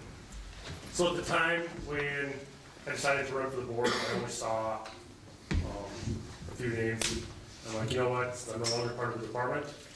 I still want to serve my community, and I feel that this is the next best way I can do it. So, like I say, with my knowledge of what it takes to do the job of not only structure, wildland, medical, backcountry, even medicine, figured I can do the best for my community with saying this is what they need instead of going, they don't need.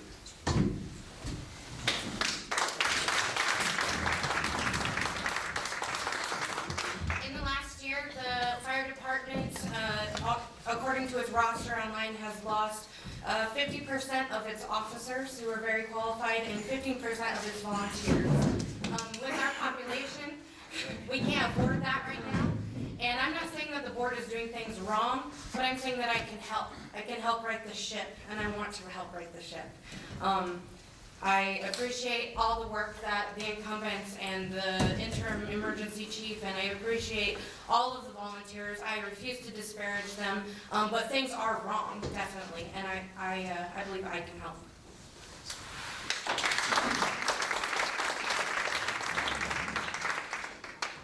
At the time I applied for the position of running for the board, I had only seen the two prior board members on the roster to be running, so I just thought that I would step my foot forward and give you people the opportunity to change a little bit.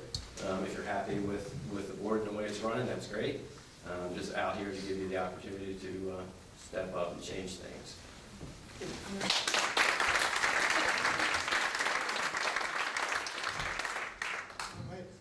Audience questions?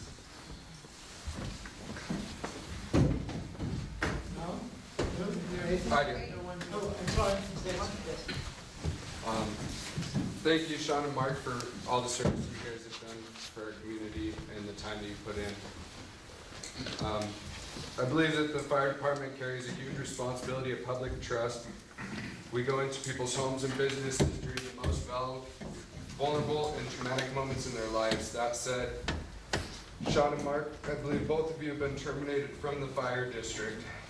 And Sean, I believe that you've been previously suspended. What is the question? You were also... Wait, hang on. I would like to know, with a history like that, why this community should place you in such a position as a community member, or a board member for the fire district.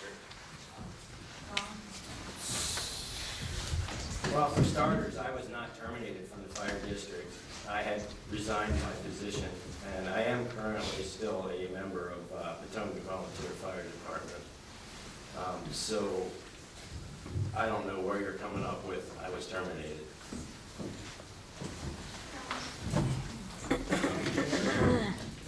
So he's right, I was terminated. But that's a personal issue that I think is in the past. I do believe it's time to move forward. I want to do what's best for the town of Sealy, the department, and its members. I want to support them with what's needed. And yeah, I was suspended, but I was also brought in, brought back on. I was also put in the highest position of the officer while they were still waiting for another chief. And I left as a captain.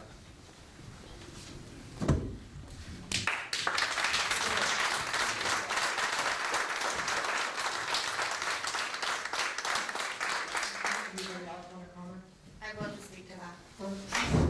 I just want to say that the very skilled and qualified people who were both terminated or chose to walk away from the department, I want to know why right now was the breaking point. After they've been there so many years, after they experienced so many chiefs, I want to find out, I want to get to the bottom of why it was just now the floodgates broke and they had to exit.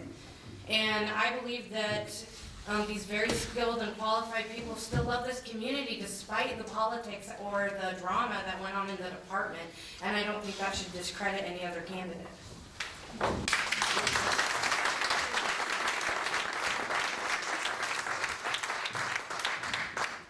Yes, this is Gary, gonna speak to that. I have notes on that.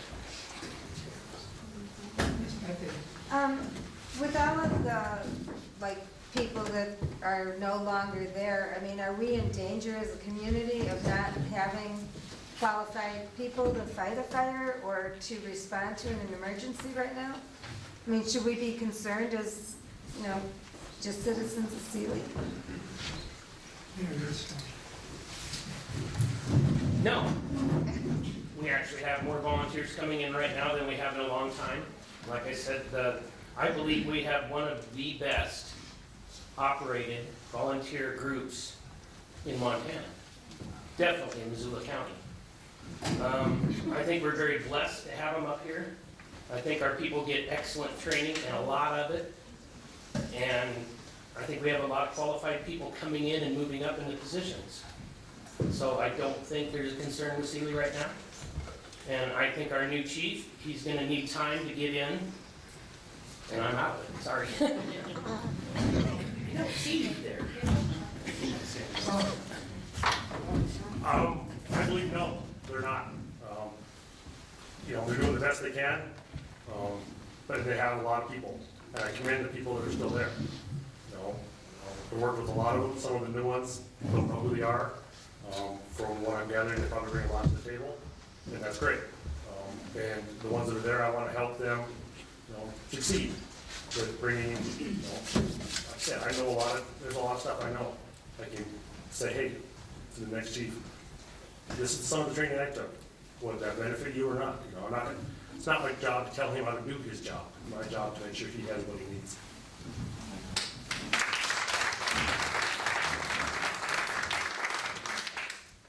Our population is 1,700 people. We're a tourism town and we nearly triple in the summertime. Our department needs more volunteers. Our department, the city is not in danger because our department isn't qualified. They are, and they've got a lot of really good, willing volunteers, but I want our community to understand the gravity of the 112 years of experience that have left the department in the last year. 112 years of experience, and that includes qualifications and certifications. So while I have faith in the department as it is right now, we need more volunteers, and we couldn't afford to lose the ones we did.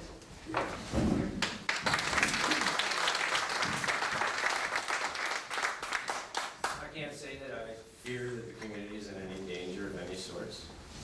I do want to begin to make sure that the funding is there and the support to the chief and the firefighters. I know how important it is to have the correct gear. However, there is an excessive amount of gear and there is a shortage of gear. I just want to make sure that the community gets the best bang for the buck.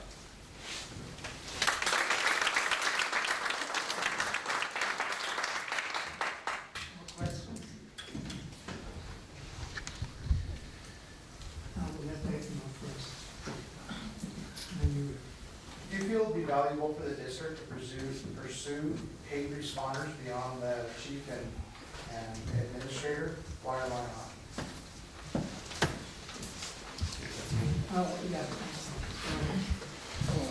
Paid responders would have benefited the district. In all honesty, when I was there, there's a lot of nights and days where myself and my wife, we ran 5 calls by ourselves because people were working, people were out of town, or they're responding from Missoula as fast as they possibly can, safely. I don't think it's out of the question. I mean, it's something that this town seriously needs to look at. I look at other districts that are small like this, they have 1 or 2 paid firefighters or paid paramedics or EMT paramedics, and that's benefits the community. I think it needs to be looked at.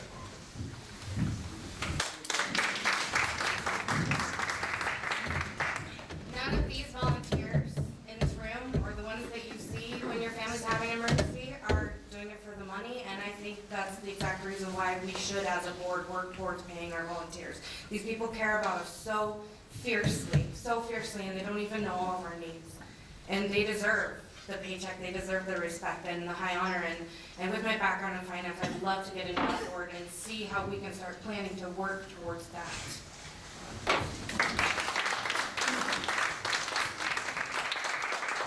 As far as hiring unpaid personnel during the day, I have worked with a company in the past where our daytime volunteerism was down very low.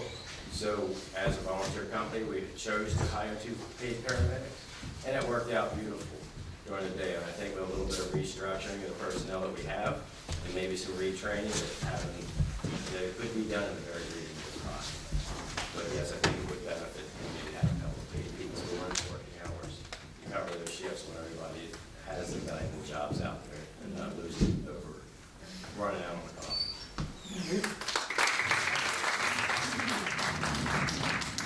We've actually looked into paying our fire department or stuff like that. It's a really slippery slope to get into. I don't know if we can pay some and not pay the others. So it's something that we have talked about several times and looked at the levies, to put levies in for us to come up with those funds. When I first started, the chief wasn't even paid. So the chief's now paid, the maintenance position wasn't paid, he's now paid. So I don't think it's completely out of possibilities to have some paid responders. But I'm not that. Thanks.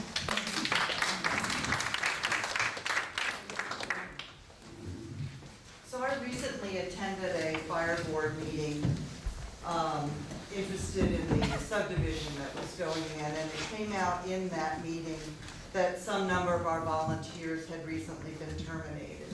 The county attorney was present, the one that represents the fire board, and shared that if these volunteers had been paid employees, they would have been protected by standard and universal HR policies that prohibit retaliatory action against whistleblowers and wrongful termination. But we learned that as volunteers, they had no such protections. And I'm upset that there were no protections in place in our board policies, and that our board did not take the high road and pattern its actions in line with community county HR policies anyway, which would have provided corrective action, not going to straight to termination. So I would like to know from each of you how you would prevent this in the future. I think we spoke to this in May. This is something I feel passionate about. I can't imagine anything more intimidating than answering to a chain of command of 6 people and just yourself. I believe that with every considered termination, an advocate needs to be a neutral party who can sit with that person and objectively hear both sides of the argument, but also lend a shoulder for those who are facing disciplinary action. I recently heard something really exciting about the fire department, that they're creating an auxiliary member position where you can support the firefighters by bringing them water on scene or making events for them, etc. Perhaps another job for that auxiliary team could be to be an advocate.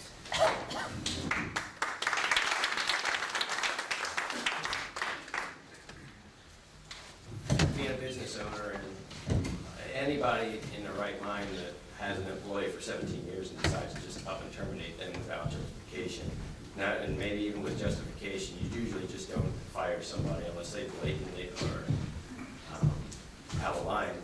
I believe that maybe losing a stripe or something was a bit more corrective action. I would be wanting to make sure that there were something in place that would prevent giving one person the sole responsibility, yay or nay. I don't think is very justified. I think there needs to be a panel of personnel to deal with these problems.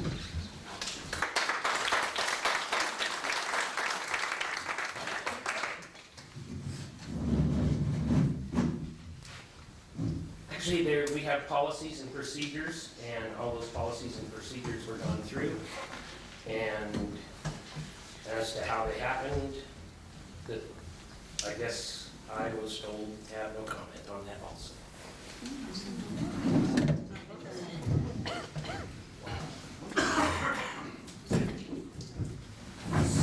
yeah, I think that there should be somebody that should be, neutral member for the department, or for the membership.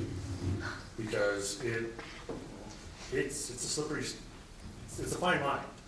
I mean, paid, volunteer, it's rough. But I also think that is, if I'm on the board, I would be the one that would do the best I possibly could to listen to both sides, go to the district chief, officers, whatever, listen to their side, and then I would take the initiative and go to the members too, and talk to them and listen to them.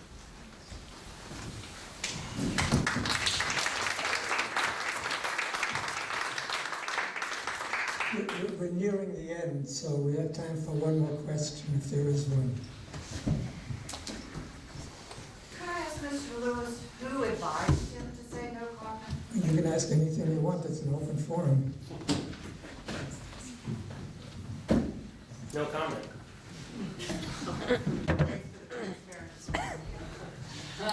We have you, anybody? Jean has the last word. I was just gonna ask if you had any ideas of grants or things that could be out there to help fund additional equipment.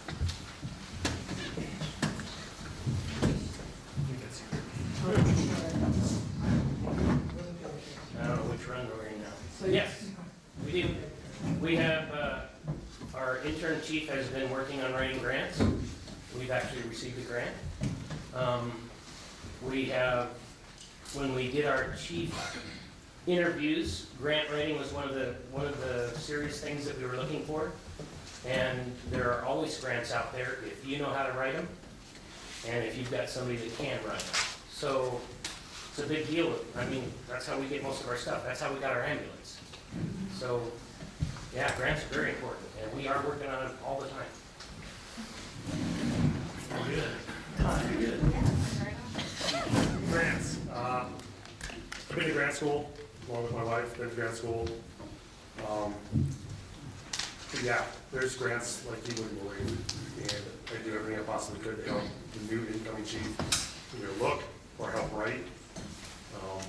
And yeah, that's the only way we're pretty much gonna afford the newest, latest, greatest stuff for our district. That's the only way. Growing up as the daughter of a firefighter who was in Missoula Fire Department for 25 years, I have been blessed to make some connections through that. I'm a very, very fast typer and data entry clerk. I love research, and I love to dig deep for grants. I have connections at a ton of surrounding fire departments, not to mention just the connections in Sealy Lake. We have Sean and Christy to lean on, and I would love nothing more than to support a chief with a really hard job like grant writing. And yes, there's tons out there. Bob Van Halen, the former chief, did an excellent job getting a grant for the old ambulance, and I hope to continue that snowball down the hill.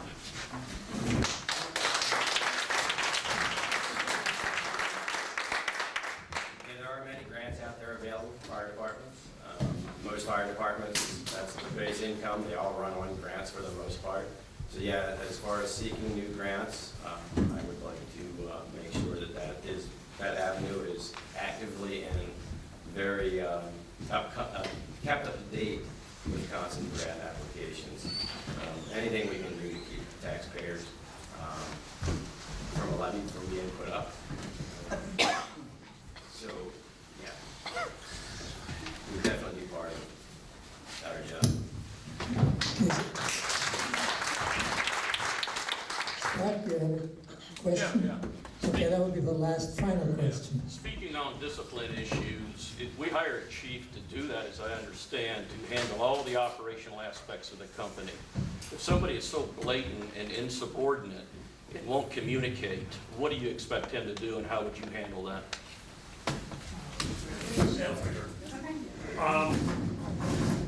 Yeah, you got somebody that's blatant and insubordinate, as you say, and doesn't do what the chief wants. I'd probably be looking at the chief and say, so how's your angle that you're gonna do this?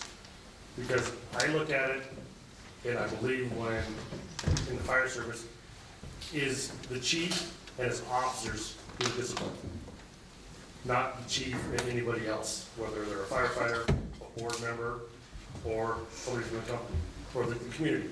It is the officers that have to deal with that person.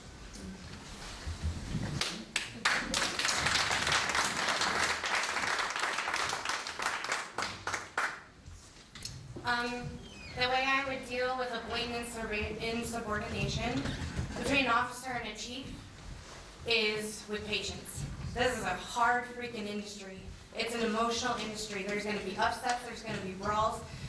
It's hard, it's taxing on the mind. And obviously I wasn't there when the terminations happened, so I won't speak to that, but I would tell you that in the future, I would spend more time before the termination got handed out. I would recommend that our board spend more time with the person or persons that are in disagreement. I believe that breeds respect and that breeds understanding when more time is spent on these actions. I guess I have to stop, sorry.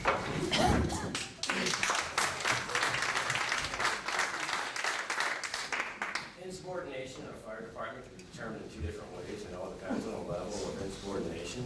The direct fire line insubordination, I can see permanent and definite assertive action. If it's something that is off hours, i.e. you're not on the fire line, there are other ways and other means of dealing with these issues, and that's where having a candidacy of people to be able to hear and work through these problems. I don't think that any one person, because attitudes and angers and tempers flare really fast.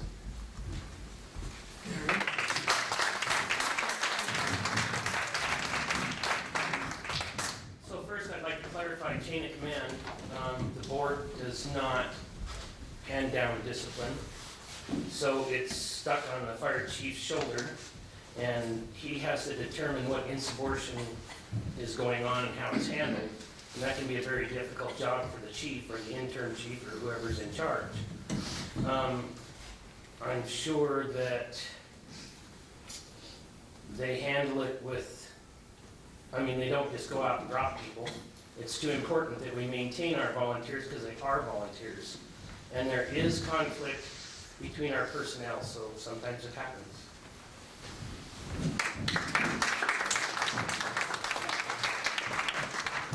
All right, and for the final minute, let's start with Alyssa. Hi, I'm Alyssa McLean. I'm a mom of like a stinking cute 7-year-old first grader. My husband is the general manager at Fitz Polaris. I love to talk to people. I love people in general. I want you guys to know that I disagree with some things that have gone on in the fire department. Sometimes I disagree with the chairman of the board. Sometimes I disagree with the interim chief. I'll probably end up having some disagreements with the future chief. But I want to spend time with them. I want to love them, support them, and respect them through our debates and disagreements. I believe that that's the way to have a balanced board that will be successful, that will get the grants and money in to support our firefighters, that will get our volunteers paid. The uglier this gets and the more debate and drama and politics or whatever you want to call it, the more this happens, the more I have a desire to get in there and shine a positive light on conduct and on professionalism, on grace and patience, and on the rules. I'm a lover of truth and justice, I'm a lover of camaraderie, and I'm a lover of Seeley Lake, and I'm a lover of the current fire board. I think that they're highly esteemed and do great work, and I want to add to it.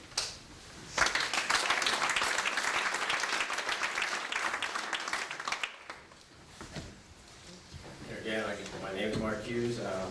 If I'm blessed so much as to be elected into office, I'd like to be that person that carries the voice of all of your citizens and our travelers and visitors to our area to voice and take care of your needs through the board. I'm an open ear. My phone's always available. You can call me anytime. I'm more than willing to listen. That's what a good board member will do, is listen and take action when needed. Thank you very much for your time.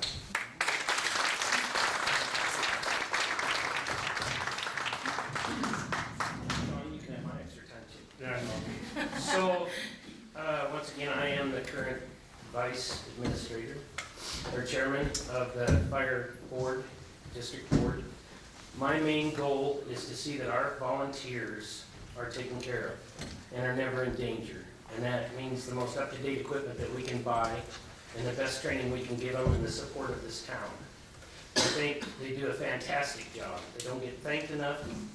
They don't get enough appreciation, but they spend the hours out there when nobody else wants to get out of bed. So I guess I'd like to take my last 30 seconds and just thank our volunteers, because that's what makes the volunteer fire department and our medical staff work. And they're taking care of us all.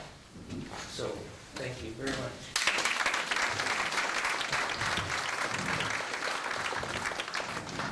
Again, my name's Sean Ellinghouse. I'm running for the Board of Trustees for the Clear Lake Rural Fire District.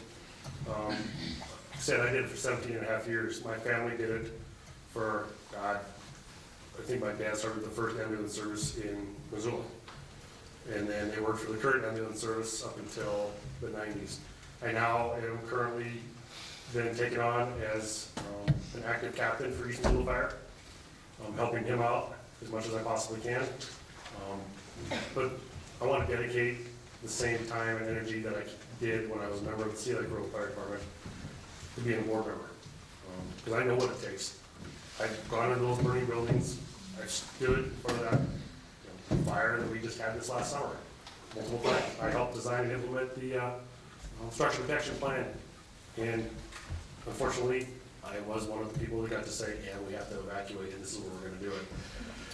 I don't think I was the most popular person in town, next to other people. But yeah, it's in my blood. It always has been. It always will be.